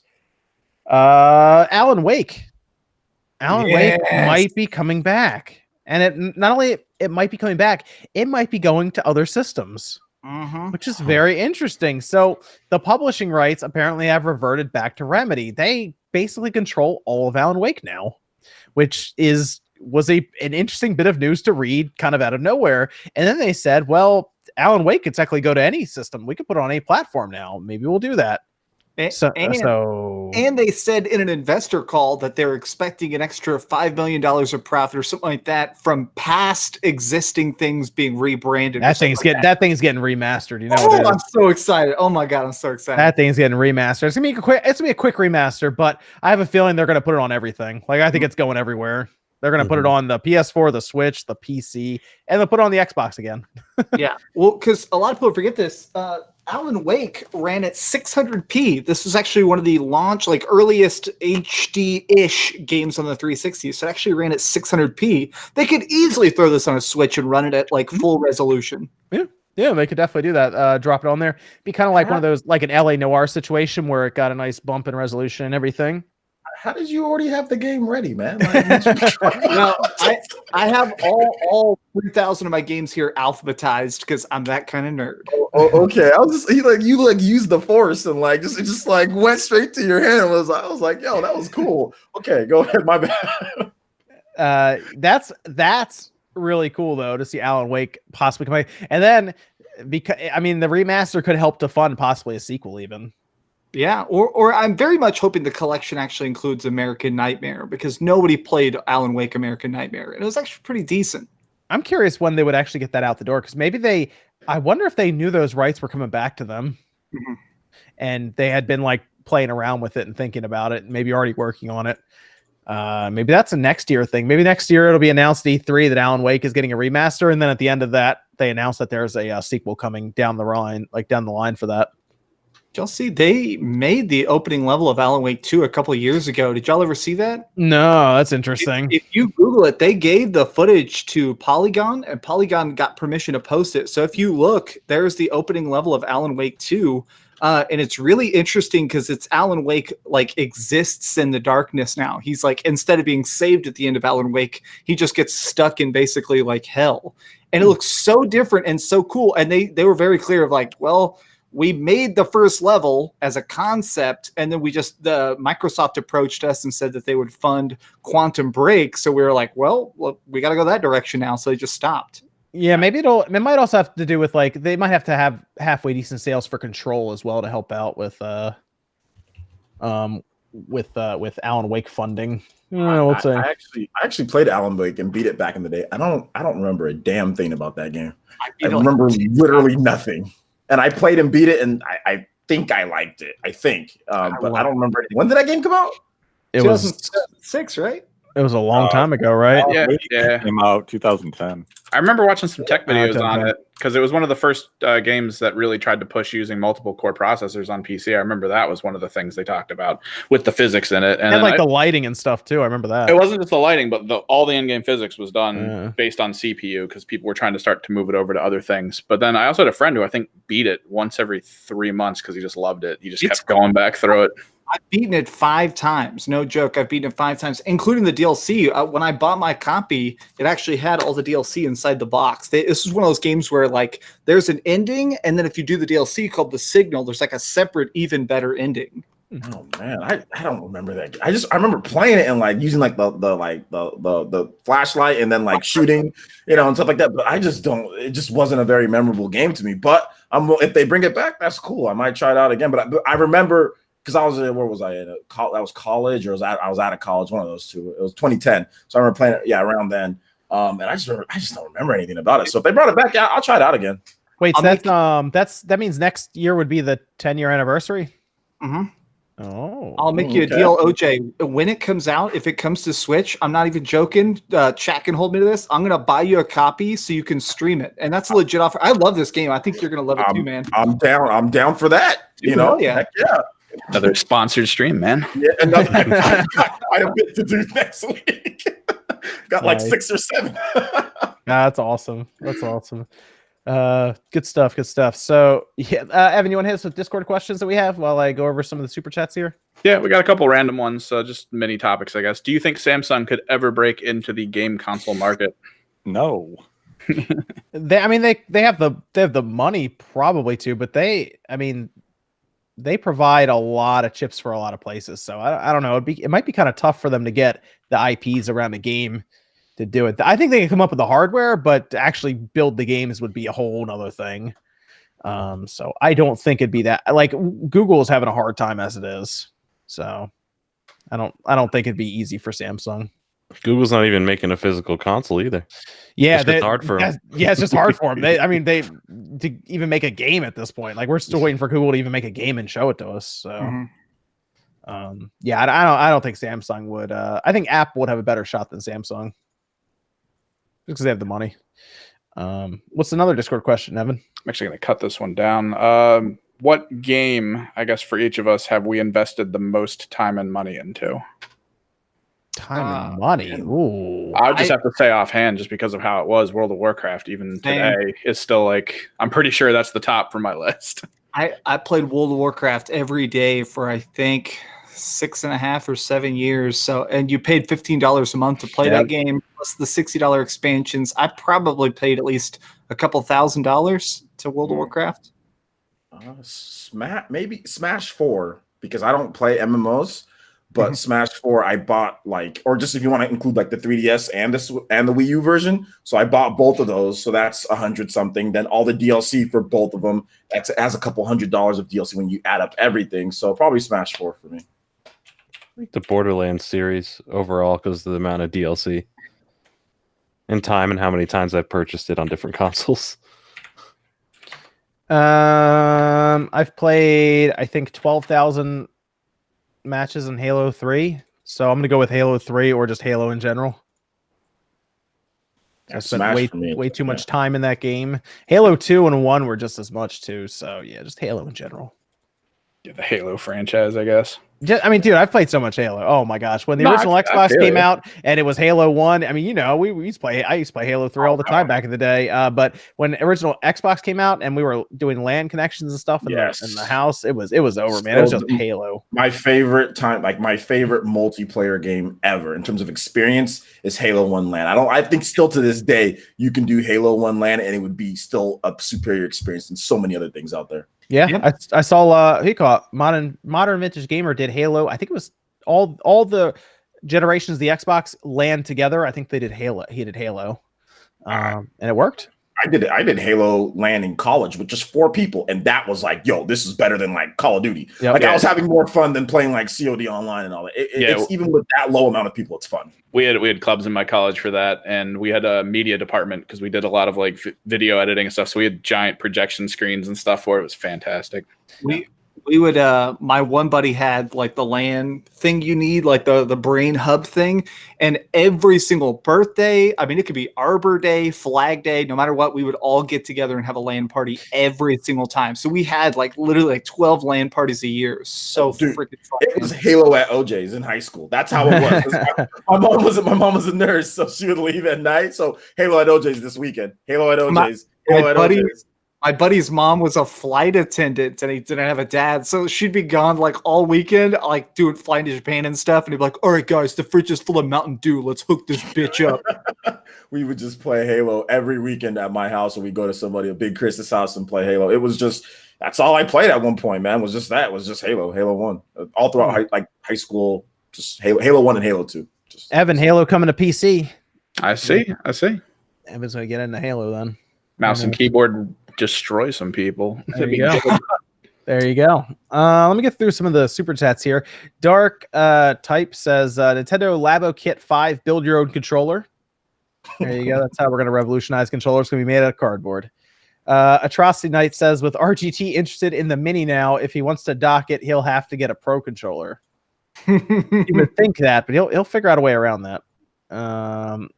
Sean is off doing birthday stuff right now, by the way, for anyone wondering where he is. So happy birthday to Sean. He's been celebrating his birthday all week. Dude, he's having like a birthday tour right now, man. That man tweets out a picture of a cake every 30 minutes, I swear to God. He's so happy he's alive. Like he got like shot last year or something like that. like he almost didn't make it. Jaden with $1 in a message. Thanks, Jaden. Andy Ackerman says Dreamcast Fall Guy is the best. Yep. Deathwish Cassidy says, is it possible to use Rumble to add artificial weight to a controller? Say you carry something heavy in game, your controller becomes heavier. I don't know. They're just taking a guess at different ways to try to change up the controller itself. I don't know if that would work. That's an interesting idea, though, to somehow be able to change, I guess, how the controller feels in your hand, depending on what you're doing in the game, outside of just Rumble. It's not a bad idea. I'm just trying to figure out how they would actually like make that work. Although HD Rumble is kind of interesting now. I wonder if they take that to the next level. I hate Rumble. I don't know why. The last like 10 years, I hate Rumble. Hate it. Ethan R says, off topic, poor Masuda. Those Pokemon fans are bad. Yep. We're exaggerating. Are they talking about the whole false accusation stuff? Is that what he's talking about? I'm going to go with sure. Okay. It was just one person being a freaking idiot, and then a website reported on it, and gave them clout for it. Yeah, that website sucks. So just one website then. It's so irresponsible to report that thing because then it spread, and you know what? Like you call your fucking the website's called Soup. Nintendo Soup. You didn't have to give them more clout by saying it. Bro, okay. Don't go to that site. Go to I think someone posted Nintendo Oatmeal. Nintendo Chowder. Was it Nintendo Crunch? It was Evan. I think you might have linked me to that. And I showed you that. Weird. It was a weird conversation. I didn't even read it. I didn't even read the thing. I was like, that's weird. Okay. It's weird. I get it because you don't want people to have false accusations going unchecked. So I get that, but I think it's just a silly situation because now people are blaming Pokemon fans and it's not really Pokemon fans, so it gets out of hand, like what should have been done was just basically whoever was it posted on Twitter was like they should have just reported that, reported the tweet and just get the tweet taken down. That's what it should have been. What should have happened? I mean, if people want quality news reporting, they should go to Christian Gaming Network. Oh man! If my Nintendo news doesn't come from the Lord's mouth, it didn't happen. Oh man! It's ethical and there's no entitlement.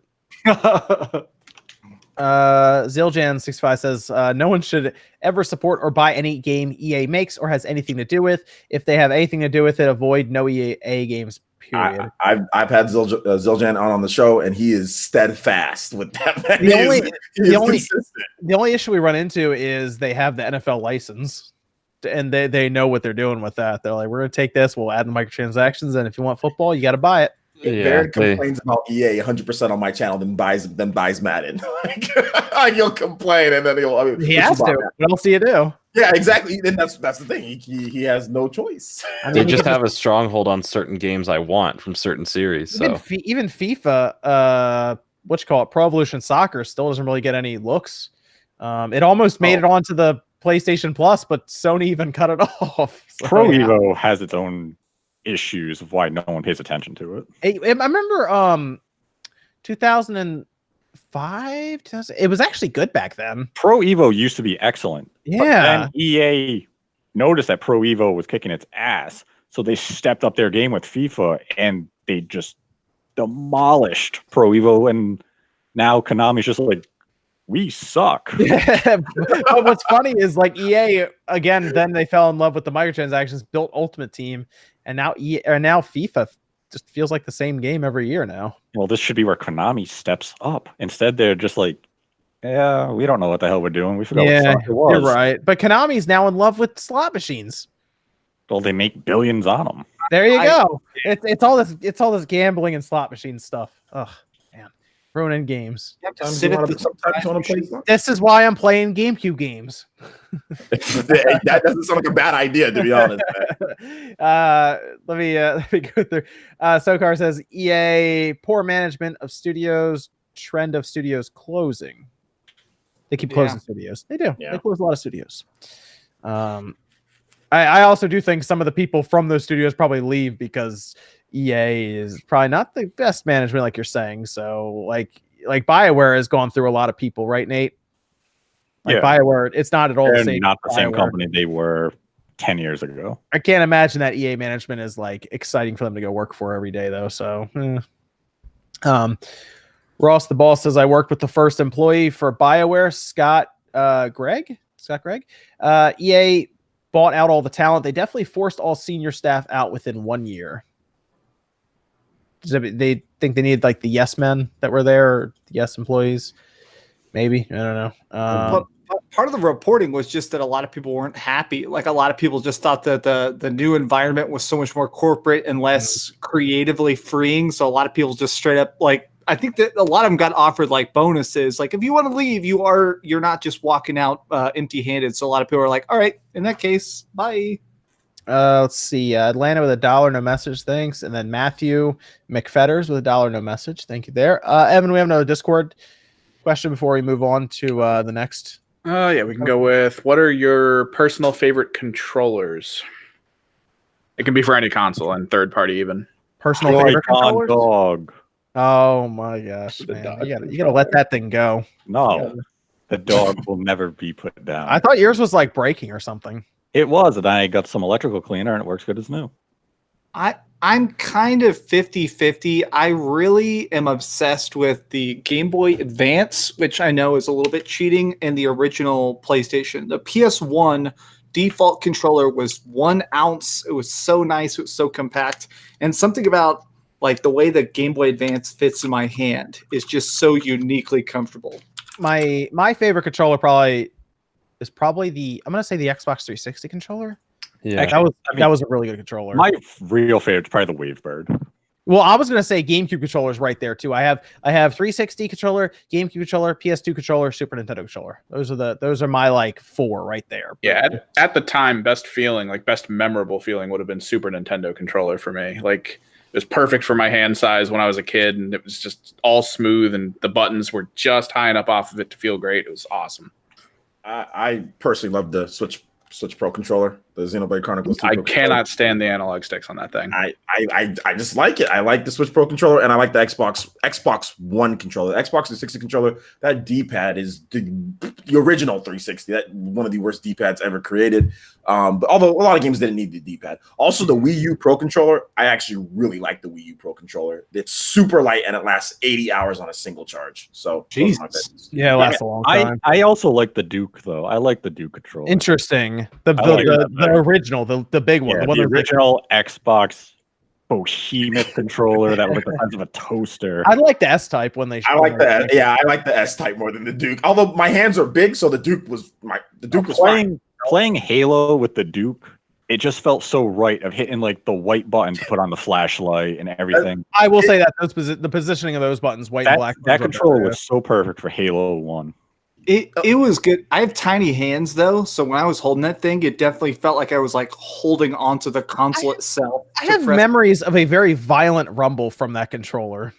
Well, so there was a mod back in the day that was going around in early 2000s internet, where there was so much electricity going into the controller for the vibration of the Duke, you could cut the edges of the controller off and purposely put like little pieces of foil, and it would actually shock you. And people were playing a version of Halo where every time you got hit, you got shocked. They called it Psycho Halo. That's funny. It was awesome. I tried to do it actually. Oh man, that's funny. Yeah, so no one said 64. That's probably good. Yeah. No one said Dreamcast. It's probably good too. I don't hate the Dreamcast controller. I thought it was it functioned for its time. Yeah, for its time. So I love the Dreamcast controller. I think that the D-pad on it is actually sharp. A lot of times, if I played hours and hours and hours of like Marvel vs. Capcom 2 on there, I like the D-pad. It would actually cut into my thumb. Anybody who's been like sharp, like it was good. I didn't like the D-pad that much on that. No, it was literally pointed. It was not good. Yeah. Oh man. Let's we're actually gonna shift over to Sony and then buying studios. This was Jim Ryan, I believe, talking about how Sony is looking into similar to what Microsoft, I guess, done. They didn't really say how many studios or any studios really they were looking into, but that they would be thinking about picking up a studio or two, some acquisitions going into next generation. And I think a lot of it has to do with them kind of stepping back and doing less releases, but giving their first-party developers more time to work on the games. And I guess they figure, well, if we're going to do that, we need more studios so we can make more games that way. It was an interesting thing to hear about after Microsoft buying so many studios, but then it also got everyone wondering, who would they buy? I mean, you guys have any ideas who Sony could buy? I mean, they gotta buy Spider-Man team. I mean, you think so? 100,000,000%. So my girlfriend is playing through it right now for the first time. She sat down with Spider-Man after watching the new movie, and she's playing it right now. And it's so interesting to watch somebody just play a game that controls so intuitively. Like, she's instantly doing combos and stuff. Sony needs a team like that. They need them. I wonder if Insomniac would be okay with getting purchased. That'd be interesting if they were. I think they'd be. So. I think they'd be good. Why would they not like it? Because this was the same company who was exclusively to Sony for years, and then they said, no, we want to go off and release games on other platforms, and that's why we got Sunset Overdrive, and we saw them do things like Song of the Deep. They were only with Sony, but they wanted to expand. They wanted to branch out from beyond. Didn't they also do Fuse?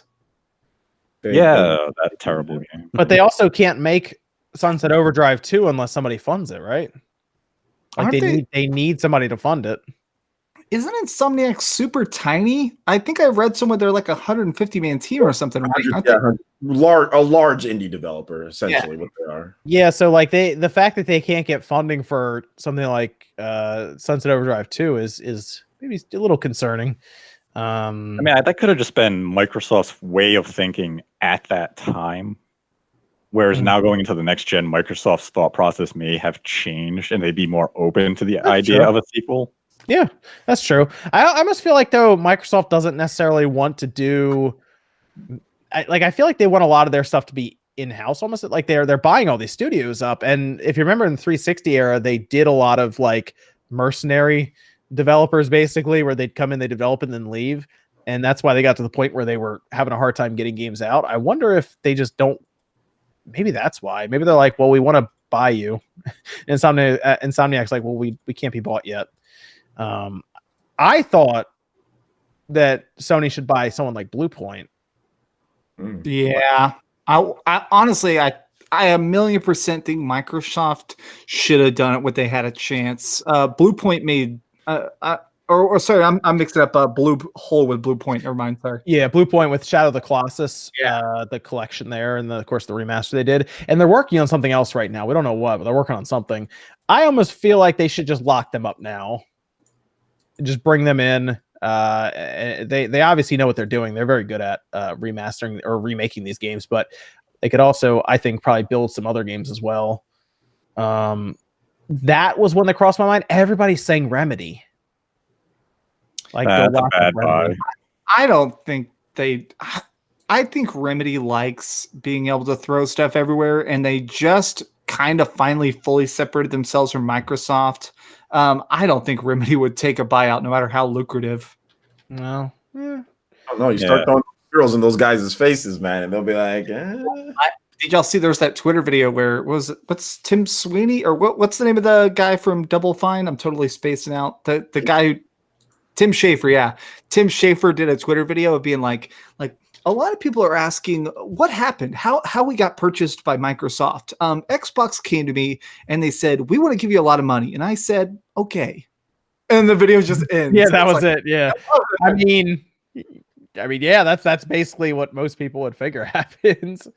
But yeah, I think you guys might be onto something with Insomniac though. Maybe they do want to get bought. Maybe they're done testing the waters and they're just like, you know what? We want to make the next Spider-Man. We don't want to worry about any like the money side of it on our end or anything. Let's just go do it.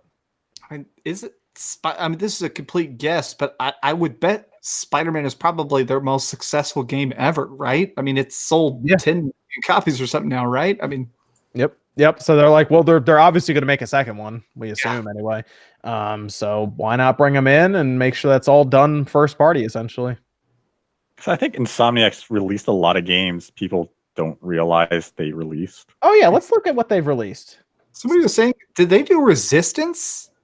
Yeah, they're the Resistance studio. Oh, dude, I'm an idiot. I love Resistance, and I had no idea. Let's take a maybe look. maybe that's why we haven't seen one in a while. Because they don't, they're not trying to work with Sony with some of the stuff. Okay, here we go. Games developed. They developed since the original PlayStation, by the way. Spyro the Dragon, Spyro 2 Ripto's Rage, Spyro Year of the Dragon, Ratchet and Clank, basically all the Ratchet and Clanks, Resistance, Fall of Man, Resistance 2, Resistance 3, more Ratchet and Clank games. Yeah, like look at them from 98 until 2011. They made 3 Spyro games, about 8 Ratchet and Clanks, and 3 Resistance. So I thought there was did they not make the other ones? There's 2 other Resistance games, isn't there? There's one on Vita. They didn't make the Vita and the PSP one. Oh yeah, okay. They just made the original trilogy. Yeah, so at this point, they've developed for all of Sony's systems. Like, you might as well just make it official at this point. Why not? Oh, they're making something for the Magic Leap 1. That is weird. And they have 4 games for Oculus Rift. Seedling. That means they have some experience in VR as well, by the way, and Sony's trying to push VR. So there you go. Insomniac makes a lot of sense. Like, look at all that excess work. Those are contracts. They're making money from outside of Sony. So as a studio like Insomniac, they're staying busy by getting more contract work and not being restrictive to just Sony saying, you're going to make Spider-Man 2.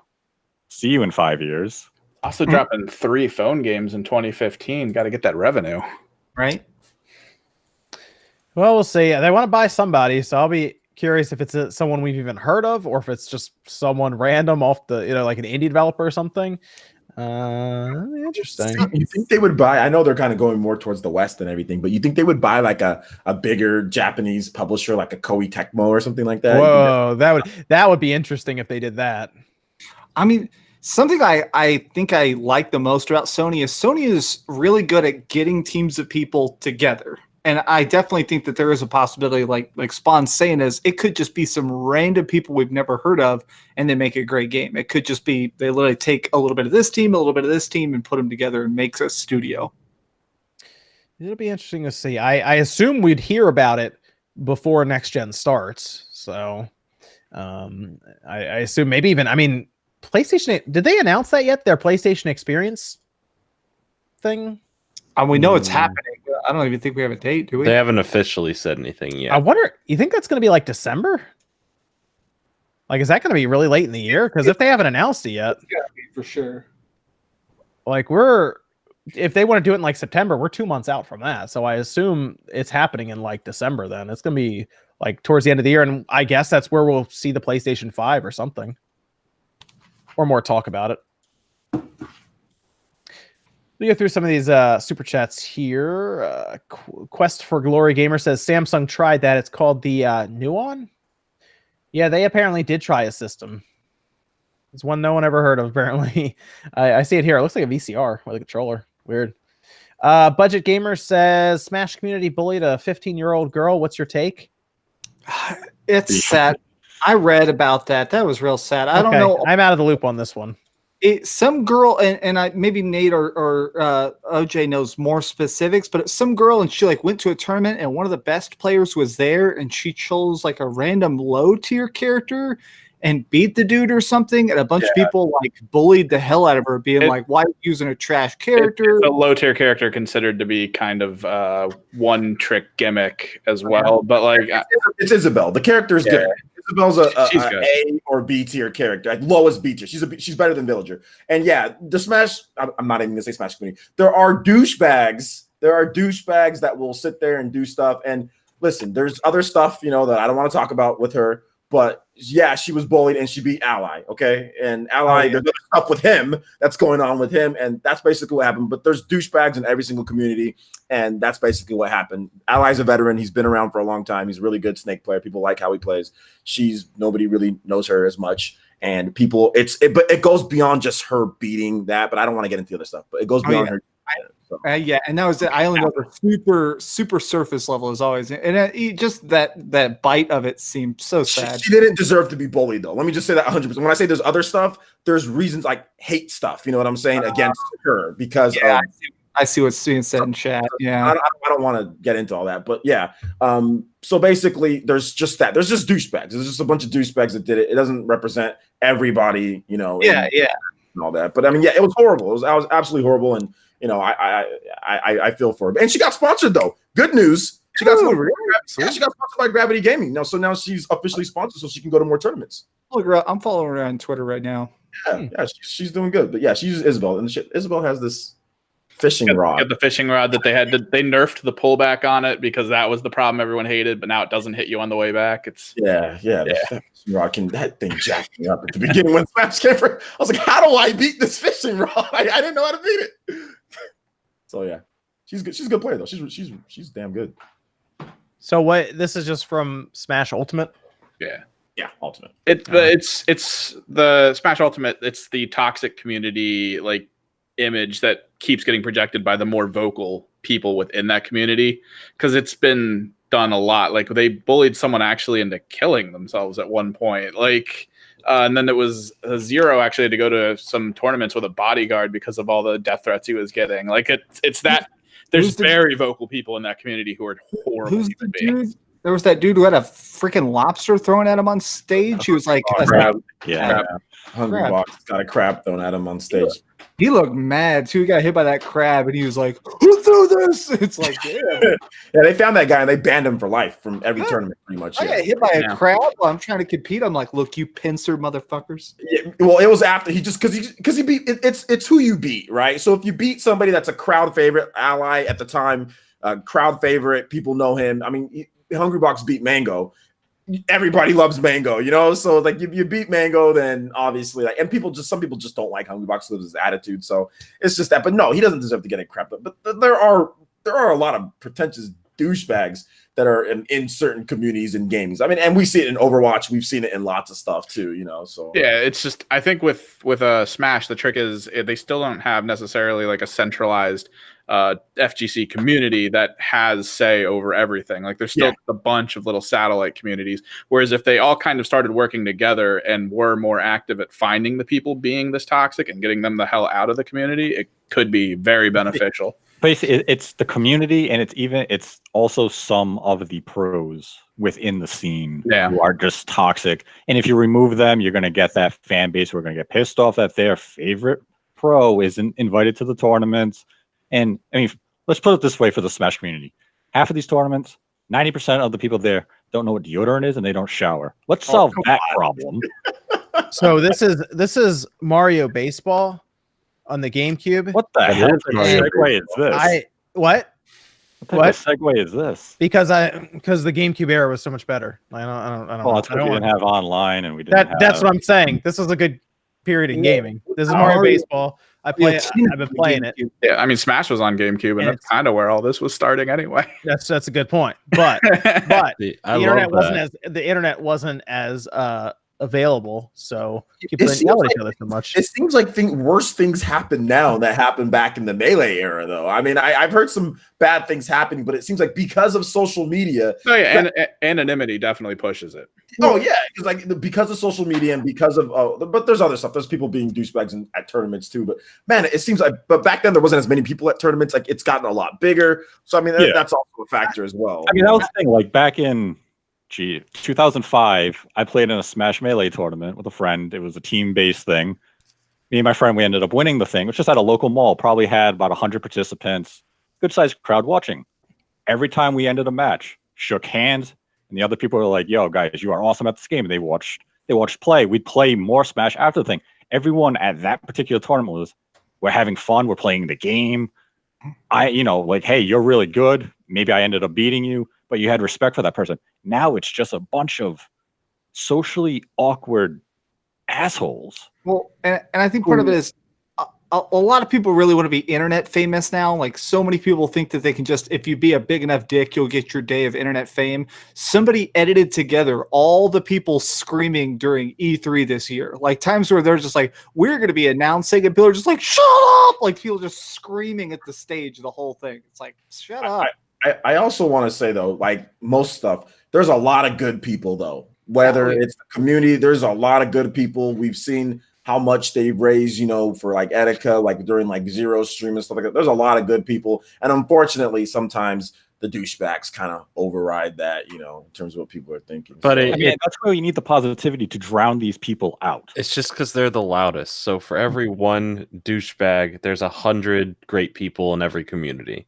It's just the ones that you see that there's more douchebags because they're the loudest. They're making the most stink about something, or they're trying to push something a certain way, and it's just how it is. You can look at the Pokemon community for that. You can look at the Smash community. You can look at any like game following and anything in life. Like that's how it is. Unfortunately, yeah. I mean, you just have to drown out that negativity. But like we've seen, like with the Grinch League, look how toxic the Smash base was. Was that Smash? I think that was just people, man. There's a lot of Smash people too. That was the Grinch fan base. That was the Grinch community. Was that? It was damn who? Specifically, the Jim Carrey version of that. They were specifically yes, not the Benedict Cumberbatch animated film. No, the Jim Carrey. So this is WrestleMania 19. Okay.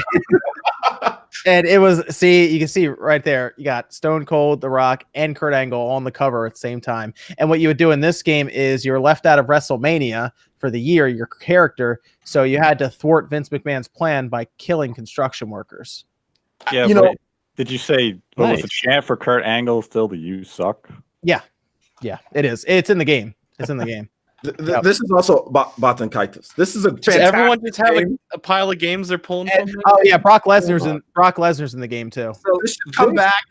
This is Dot Hack. Now, Dot Hack is interesting because it's an anime about a video game that later on they decided to turn into a video game, and you're not necessarily playing the game, you're playing the people playing the game. This is part of a quadrilogy. This is a Light Up Boo. I have it on my desk. It's very cool. I like him. He sits right here. This is Borderlands. Oh, I can't see anything. Randy Pitchford's involved, so I really can't. You can't turn the camera from it. Can you, Spot? Can you hold up the Mario baseball again, real quick? I just want to point something out. Can we just take a second to appreciate on the cover of stuff like this, where it says bestseller, right there, instead of like I hate like the player choice or like selling tags. They're so exactly. It's so clean. It doesn't stick out. It just says bestseller. I know. That's fine. Awesome. And look, complete manual, whole thing. Wow. Going for that complete GameCube collection. Still one of the best GameCube games ever, though. I don't care. Beautiful Joe is an amazing game. It is still one of the best GameCube. Yeah, I have Beautiful Joe already also over there. Why has no one brought out Fire Emblem for the GameCube yet? Come on, because it's getting shipped. I mean, it's on the way. I mean, it might be on the way. I mean, I don't know. It's all the way down there, kind of tangled in between. Get off your ass and get it. Well, I'll bring you guys Metal Gear Solid. How about that? This one. I'm hunting that one down too. Twin Snakes. Metal Gear Solid, Twin Snakes. I got you guys this one. Let's go. All right. Are we really gonna get out? This is who can even care? Metal Gear Solid. How dare you do that to that case? What's wrong with you? Do you guys want to see my? Do you guys want to see my Panasonic Q? Yeah. It's in pieces right now. Oh, Yeah, I can't believe it's true. that sounds like a video. It might be a video. I don't know. I replaced the fan actually with a fractal silent case fan because it was dead. It was shorting the system out. Dude, who else in 2019 is modding their Panasonic Q? No one. Just me. So what's the Eternal Darkness? I'm going to whip out Eternal Darkness before we stop doing show and tell. Ooh, look at that. And I kept my $5 price tag on it just for fun. Nice. So let's finish up with xCloud box. According to Brad Sams, it is back on.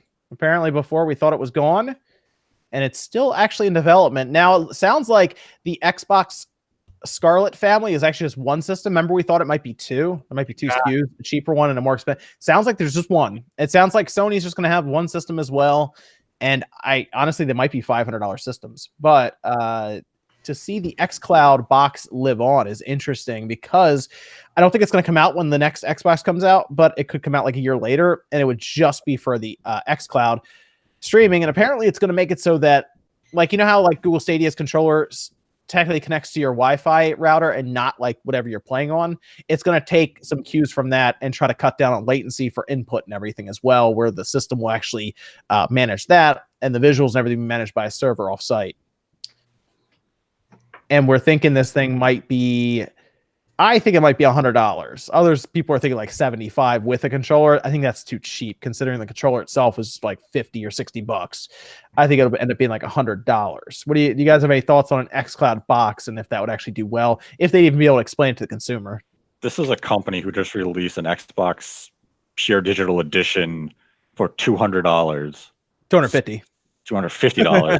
So I don't see how they would possibly do an xCloud box any justice. Yeah, I mean, you think they might make that too expensive?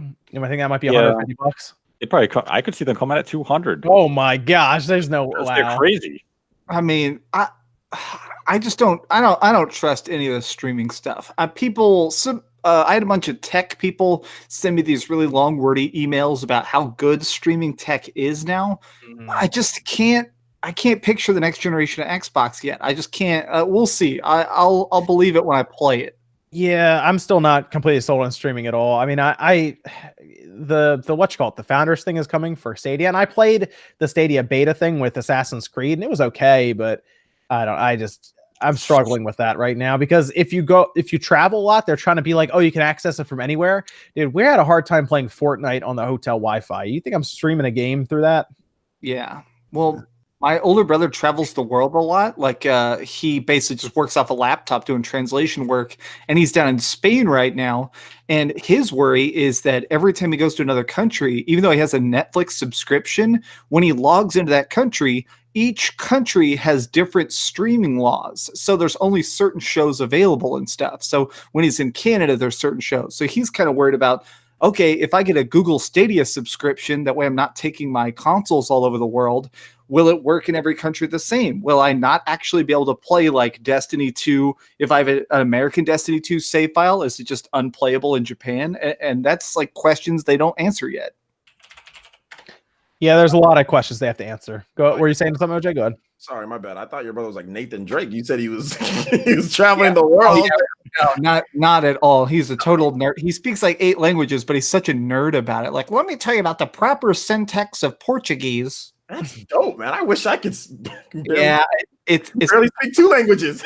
It's called a language. polyglot. Apparently, there's a word for it. It's polyglot. It's people who can speak like more than 6 languages, and it's a very rare. Your brain just has to be able to do it. Yeah, I can't. Interesting. Let me get some of there are more super chats to go through as well. Evan, do we have another Discord question? We have a couple more, yeah. You want to go ahead and rattle one off there? What is the likelihood / possibility of Platinum Games and Nintendo developing a relationship like Rare and Nintendo had back in the SNES and N64 era? Exactly like that? 0. Unless they own part of them. Nintendo's not going to buy stock in Platinum. Will they use them for exclusive games like they have been since the Wii U? Yes, we've seen that now already, but they're never going to own like 40% of Platinum. I think maybe the relationship might be something similar to like maybe Next Level Games, maybe something like that. Yeah, people forget Next Level Games isn't owned by Nintendo. Yeah, so I think the relationship will probably get something like that, especially with Bayonetta 3, and we have like what was it? The Wonderful 101 last gen. We had Bayonetta 2. We have all these games that are coming from them. Astral Chain that's coming as well. So yeah, I think it's going to be more of in the lines of that than not necessarily like Rare, because Nintendo, like Nick said, Nintendo actually owned part of Rare. So okay, very cool. What's another one, Evan, the F Force? This one's kind of limiting. I mean, I'll just read it out. I think there's only like 2 answers for this. What is your favorite video game based on a horror movie, and what is your favorite movie based on a horror game? Ooh. I mean, again, there's probably only like 2 answers. Video game based on a horror movie. Yeah. What is there? Saw and Friday the 13th. Alien Isolation. Oh yeah, Alien. Yeah, I go with the Alien Isolation. I think that's one of the best examples. I'm actually going to go out of left field and say The Thing. The Thing had a really interesting paranoia system where if people got too scared, they'd actually become the monsters. You actually had to occasionally do blood tests on yourself to prove you weren't the monster. When you found random survivors out in the out in the frost, you could blood test them, but there were only a certain amount of blood tests, so you had to just kind of blindly trust people sometimes. It was really cool, actually. And that game was all like RNG based. Like you start a new game, it was completely different every time. Like I think the keys were in exact spots, but yeah, where you encountered people was randomized every time. I don't know if Extermination on the PS2 would count. It was loosely based on The Thing. If we're talking the other part of that, movies based on games, definitely Silent Hill. The first Silent Hill. I was going to say Silent Hill, yeah. I was going to say it's either the first Silent Hill or like the first 1 or 2 Resident Evil films. I like they got ridiculous. I like the first Resident Evil movie just because of the director's commentary for it was ridiculous. It is. I heard that. Yeah. But the Silent Hill one was great just for the skin suit. Wasn't there was a Dead Space animated movie, wasn't there? There's 2 animated films, yeah. Wasn't there a House of the Dead movie? It's terrible. It's by Uwe Boll. I watched it. It was can we consider, like, I guess back and forth, like the best like video game one off of a horror thing, because Dead Space is just Event Horizon, kinda, yeah. There's on the topic of Uwe Boll also did a Blood Rain movie, and it has like, the most awkward sex scene. Like randomly, it's like, I'm going to kill you. He made a lot of shit. Yeah, but I mean, if you've ever watched the documentary or someone did a report on why, you know why. That's literally how he makes his money, is by forcing whatever European government he's in at that time to just hand him money for making movies. That's all it is. It was Germany, right? Germany would pay half of all of his movies, so even if they failed, he'd get like $100 million. Let me go through some of the super chats here before we finish up. Do we have another Discord question as well, Evan? Nope, that is it. We're covered. Let me get through some of the super chats here. Matt M says Need for Speed Most Wanted from 2005 remastered. That game was awesome, by the way. Need for Speed Most Wanted. I remember that on the 360 though. I remember playing it there as well as I think on the original Xbox, but I definitely remember playing on 360, and I actually like that game a lot. Hot Pursuit as well. Oh yeah. Yeah. I mean, just Need for Speed back then was awesome. There was like a string of like 4 years where Need for Speed was just like good game after good game. You had like Underground 2, then you had Carbon, then you had Most Wanted. It was just, there were some good ones. So that Uwe Boll guy, he's 54, but he looked like he's 74. He is one of the craziest guys. Who did he threaten to box, or who did he box? He was a professional boxer originally and made millions of dollars doing that, and decided to become a director afterward. And then one of his critics, he had an open challenge of any critic in the world, he'd box them. So some dude actually flew to Germany and got his ass kicked. And the dude even admitted it was for a free vacation. He was like, yeah, Uwe Boll put me up in a nice hotel and beat my ass on camera, but I got a free trip to Germany. He is, if there's a site called Letterboxd where you can review films and everything, and his account on there is probably the greatest, because he reviews his own movies and is like, the director of this film is hot and he's great and I love this film so much, 5 stars. But then he'll review every other single film that comes out, like even like top tier stuff, and just trash it and these crazy reviews. And it's hilarious. Spider-Man does not have 8 arms. That is dumb and fake. He will write like that, and it's stupid and unbelievable. I made the greatest video game movies of all time. Don't criticize me. He's pretty funny. Von Henry says, what's up, guys? Forgot the SpawnCast was on because I was playing Darksiders and Red Faction. These are good games, and you guys were right. Darksiders is very good. The first Darksiders is awesome if you haven't played it. Dude. He's the homie. Mega Nerd says, Spawnwave from the GameCube post on Twitter again. Solid choice using that Mega Man X6 soundtrack as the background music. If you ever want good background music, just look up any of the Mega Man X soundtracks. It works really, really well. Alcatraz says, since EA shut down Pandemic, I have held a grudge to them. Yeah, when was that? Early 2010s? Was it 2010s? Yeah, they made like the Saboteur or whatever that was. That was like their last game.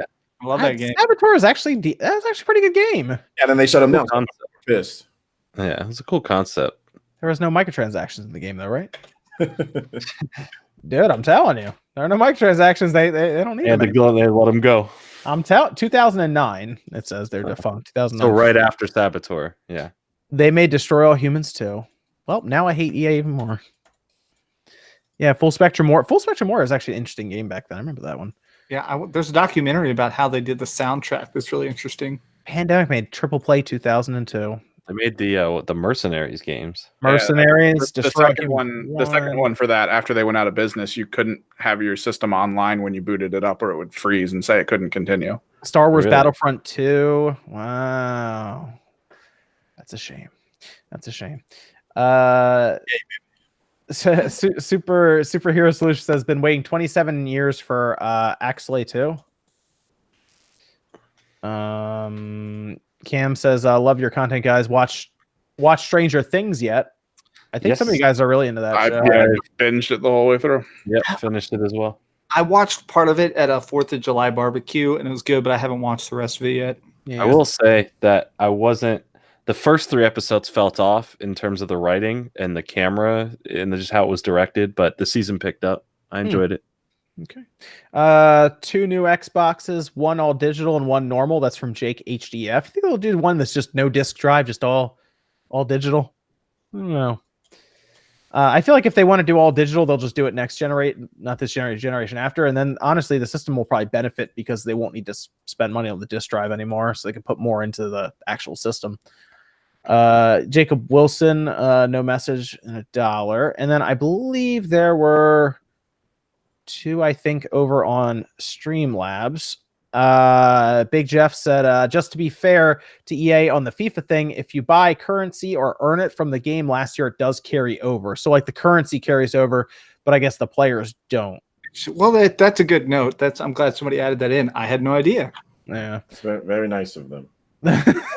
So like they smack you in the face and go, "Oh man, you dropped your wallet. Let me pick that up for you." I mean, to be honest, they could probably. I mean, it works because they sell it, but they could just update FIFA every year and just keep Ultimate Team going.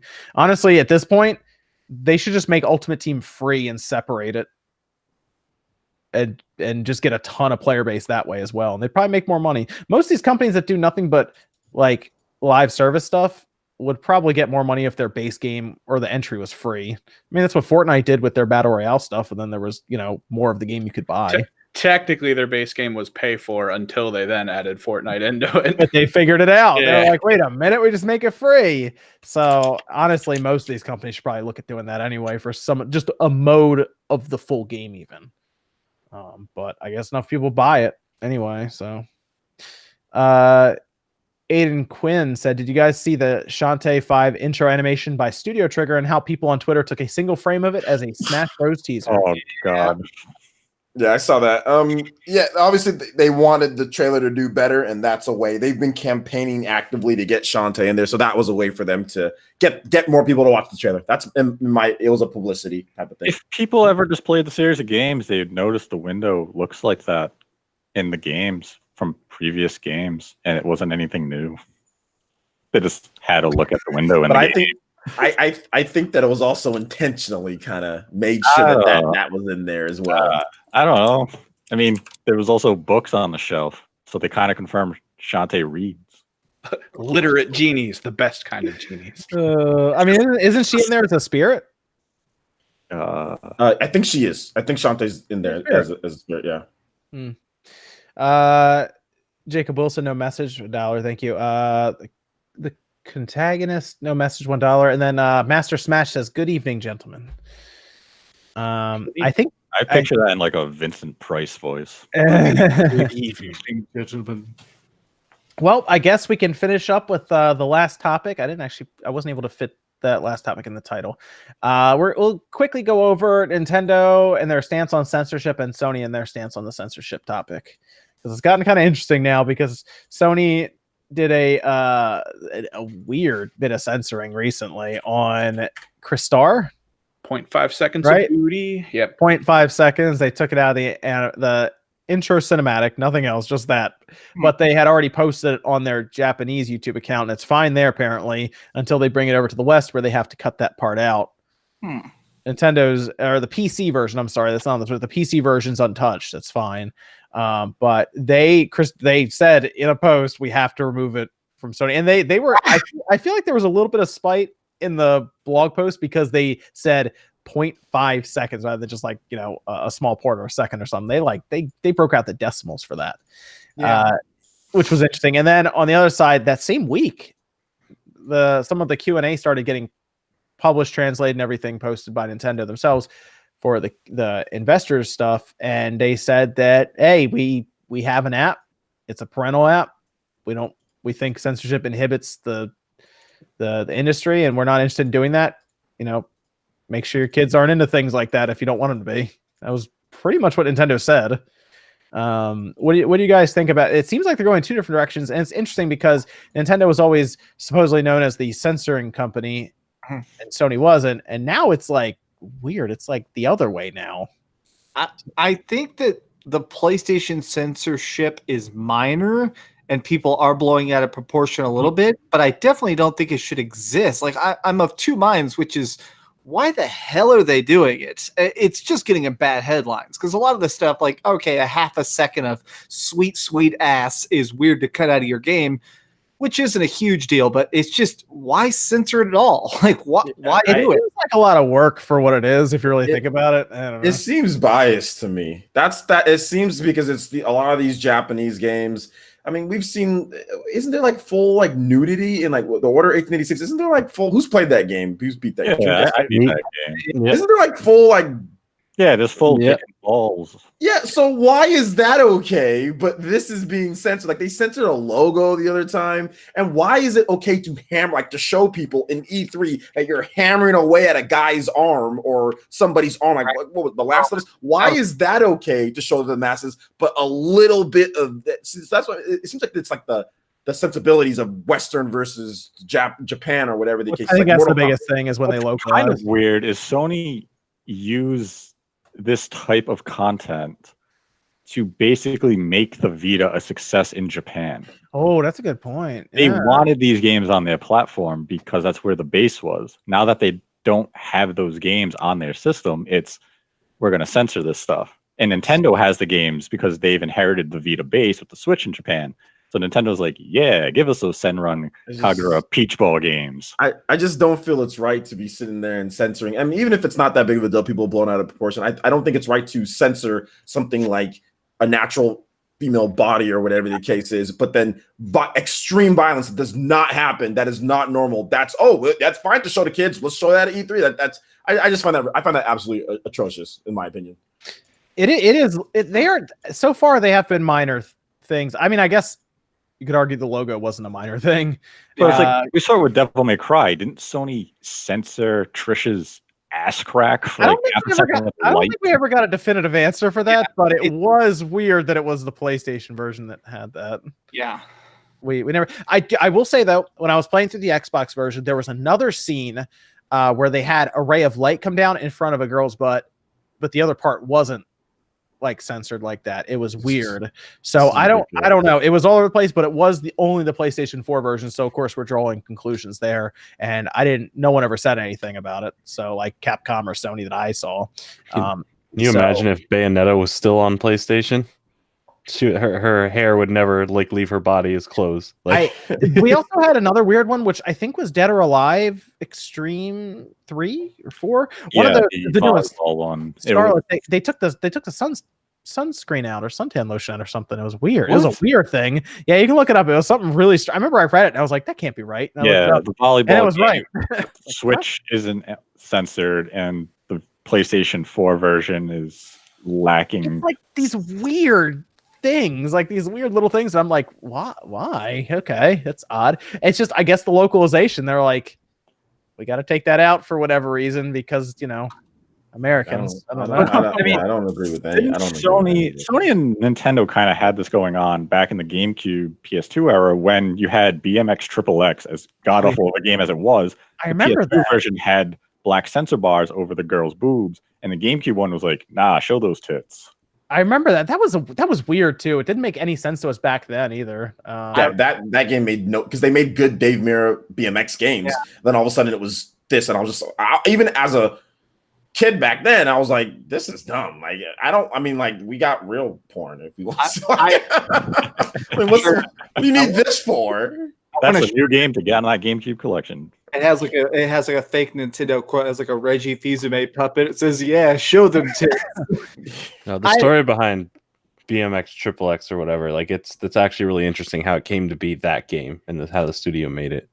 Is that a hint towards a documentary that you're going to make, Jordan? No. There's actually some good ones already out there on YouTube about it. Okay. Some people are saying I'm defending Sony. I'm not. Censorship is dumb. I'm questioning why it exists. I guess maybe that sentence got mixed up. You're pointing out that it's not even like these big things that they're removing, but they're spending obviously time. Like somebody's reviewing this. There's probably a department that's reviewing this and is like, can we do this? People are getting paid to figure that out. So it's like they're spending.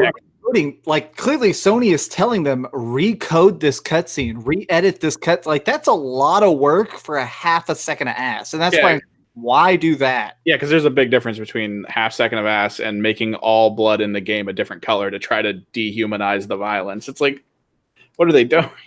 Like, I wonder if Sony's going to do this to their own game. Okay. So we would never know because they would figure this out before or during development. Like we would probably never know. Then I want to see, there should be nothing in, like, if they ever do anything like the order again, or there should be nothing in that. But I mean, like I said before, it kind of disgusts me. Do you know how we're going to know is when Last of Us 2 comes out? Because we've seen shots of it and it was pretty violent. I'd be curious if it releases, what if it's not as violent when it comes out? They're not censoring violence. Oh, that's true. They're just censoring anything that's remotely sexual in content. They're censoring that type of stuff. So that's the issue that I have, is that why is it seen as it's okay for this, but not for that? Was it just me, Max? Let me ask you this. For some reason, when I was playing God of War, it didn't feel as violent as the older God of Wars. Was that just me? Well, I think one of the main things is, yes, and I think the reason you had that sense, I was actually reviewing I was going over some earlier footage I recorded at God of War, and I noticed that nobody actually gets hacked up in the new God of War. They get blood on them. They don't get blood coming out of them. Whereas in the old God of Wars, you would literally rip people apart. The only people who get really cleaved to pieces in the new God of War are the most inhuman, gooey, weird monsters that you're ripping apart, and they're filled with the inside. They did a good job though, making the stranger fight with Kratos very brutal. But I didn't feel like there were moments in the first or second God of War where you're like, oh man, he's ripping out eyeballs of Cyclops and doing some of the crazy. Do you think with that example and with also censorship and pseudo nudity, do you think it's because games are getting to a point where we're in that uncanny valley where some of these games just look real? And it comes to a point where you can't, you can look at God of War and some of the shots from that are breathtaking. Yeah. Amazing. And maybe that's why they tone the violence down, because at the point it's okay, that's just disturbing and in the people's eyes who are making it, or Sony, or whoever decided that. I mean, it's weird. Nintendo, we've seen Nintendo censor their own games. We saw it with Xenoblade Chronicles X. We saw it with Fire Emblem on the 3DS, where they actually added a curtain that made the bathing suit scene seem actually more sexual than it would have been just if they would have just showed the character's ass in a bathing suit. So is it, as some people in the chat have said, Sony's mostly doing this to anime games where the character looks underage, where it's the girl saying, I just turned 18 today, but she looks like she's 12, and they over-sexualize her. Is that type of censorship necessarily poor to basically, remove that connotation of it looks like you're exploiting a 12-year-old. Yeah, that type of stuff, like editing that stuff for American consumers, that makes perfect sense to me. Obviously, you're just trying to make sure your game doesn't get banned by the ESRB. That stuff makes sense to me. It's just other stuff. I guess I'm definitely 1,000,000% in the OJ camp of why aren't they editing violence more? It's weird that like hyper violent games, like super AOK, like, oh, you almost see the outer edge of a nipple too far. Well, I think I mean, it goes through like if a game goes through the ESRB, does like the console manufacturer have to go further than that even? That's the question. No, it doesn't. That game that got censored, the Omega Labyrinth game, for example, like they're censoring logos and the girl doesn't look underaged. Okay, the girl looks like a young lady. Maybe she can go for like 16 or 17 or whatever, but she can easily be 20 something. So that they're going above and beyond. It's an Omega like logo or whatever made to represent like put perfectly on her breast. Like there's no need to censor that. Like that, they're even going above. It has nothing to do with like small children or whatever. Yeah, that type of censorship seems like it's going like, it's a logo. I'll use the recent release Leisure Suit Larry. In the background, there's a tower that looks like an ejaculating penis. Did Sony censor that logo on the PlayStation Network? I'm going to assume no. I don't know. Sony, and the thing about it is that sometimes it seems like it's biased even against companies. Catherine Full Body Edition, the logo is literally the back of a girl's butt. That's not censored. Oh, that's Atlas. Oh, they give you exclusive games like Persona. Let's lay off of them a little bit. But then other smaller companies that don't give you that, all of a sudden they're getting logos censored. But Catherine Full Body was not censored. The logo wasn't censored on that. So there's inconsistency too that I see, and that's also a problem. Yeah, I mean, the company say I want to bring the games to the platform. Now you as the platform holder have the right to say, yes, I want your game on my system. No, I don't want it. Here's the ESRB. They rate it. Then it comes down to the parents to decide while looking at like the Omega box. If they look at it and say, this is a pair of tits, you're not buying the game, son. Yeah, that's it. If anything, Sony like hit it a bit more for the kid to get away with it. That's yeah. It is weird to me because it's just like let the parents decide really, but I think Sony is like looking again at America as like we got to localize this, we got to change some stuff because we're localizing it. I prefer just let ESRB do it. They say it's good, whatever. There you go. I think like in the past there have been games that were localized here where they did remove some sexual innuendo, sexual connotation from the dialogue, but because the world in 1999 wasn't the world of 2019, we played the game in a state of ignorance. We didn't know what was removed. We didn't know what was edited for the sake of a US release. Today, you don't get away with that. Right. Because immediately someone's on YouTube and you're comparing it. Or like the Netflix re-release of that anime, what's the name of it? Evangelion. Yeah, look how quick people are comparing subtitles and the actual dialogue to the new release to the prior release and saying, oh, look, you removed this context and you completely changed the dialogue. You don't get away with Fly Me to the Moon at the end. The song. Yeah. It's a good song. So it's an interesting situation. Really, every time, and what's interesting now is every time it happens, it gets stacked on top of more and more and more and more. So it's gonna keep getting pointed out, though. I'll say that. Keep getting pointed out. But I guess that's everything for tonight's podcast. Let me go around here. Start with Max. Where can they find you, Max? YouTube.com/Dreamcast guy. I saw some people after we were talking about ActRaiser. So the game is called Soul Seraph. I'm going to have a very big review up early Monday morning. I think I could post it at 8:30 a.m. Central Time. Soul Seraph. So that's going to be a good one. I'm excited for that. Okay. Dark Requiem says, I believe the Sony censorship thing is the result of them moving their headquarters from Japan to California. California is hypersensitive about everything. That has nothing to do with it. The ESRB is for the whole United States, so it doesn't matter if they move to California. Are they trying to say that because Sony is becoming they're becoming more of a Western company, like the PlayStation is, not like Sony themselves. But like PlayStation in general are like not Western in the US, but I mean like Western outside of like they're becoming less reliant on Japan and more reliant on the United States, for example, in Europe and stuff. They are. That's true, but that doesn't mean that they have to start censoring 0.5 seconds of a boob or something like that, and violence is all of a sudden okay. So I don't, and I live in California, and we're not super sensitive about a 0.5 of a boob. You know what I'm saying? Like, I don't think that's a thing that you need to censor because you're in California now. You know, like. And then T-Joe says it's worth noting that Nintendo censorship in the 90s was actually necessary because they didn't want to have the same trash games from the 2600. Yeah, I mean that was part of it. Yeah, I mean they also had Silver Surfer though. There were some pretty bad NES games. They also had green blood in Mortal Kombat for no reason other than they had like the sweat. The we used to call it the sweat that would come off of them. Yeah, I mean that was them trying to project a family image. They didn't want blood. They didn't want to have violence on their system. Also, Night Trap is never going to ever be on a Nintendo system ever. It's on Switch. He was joking. That's what Andrew Lincoln said, man. It's never coming. Never. Andrew Lincoln should come back. Never. He was good in the Icons documentary. Go watch it. It was good. Evan, where can they find you, man? You can just find me on Twitter at Kimmerix Project. I usually stream or I'm doing something random, and you can hear about it there first and then swing by. Okay. Can I make a point real quick? So I'm sorry, man. Guys, California has nothing to do with the ESRB. Okay? For all you people who don't live in California, stop bringing up California as they have nothing to do with that. Jesus. So blame California? There's not a California ratings board for video games, okay? Like Sony's literally sent it because they feel like it. That's what the S in ESRB stands for. It stands for California. Nothing to do.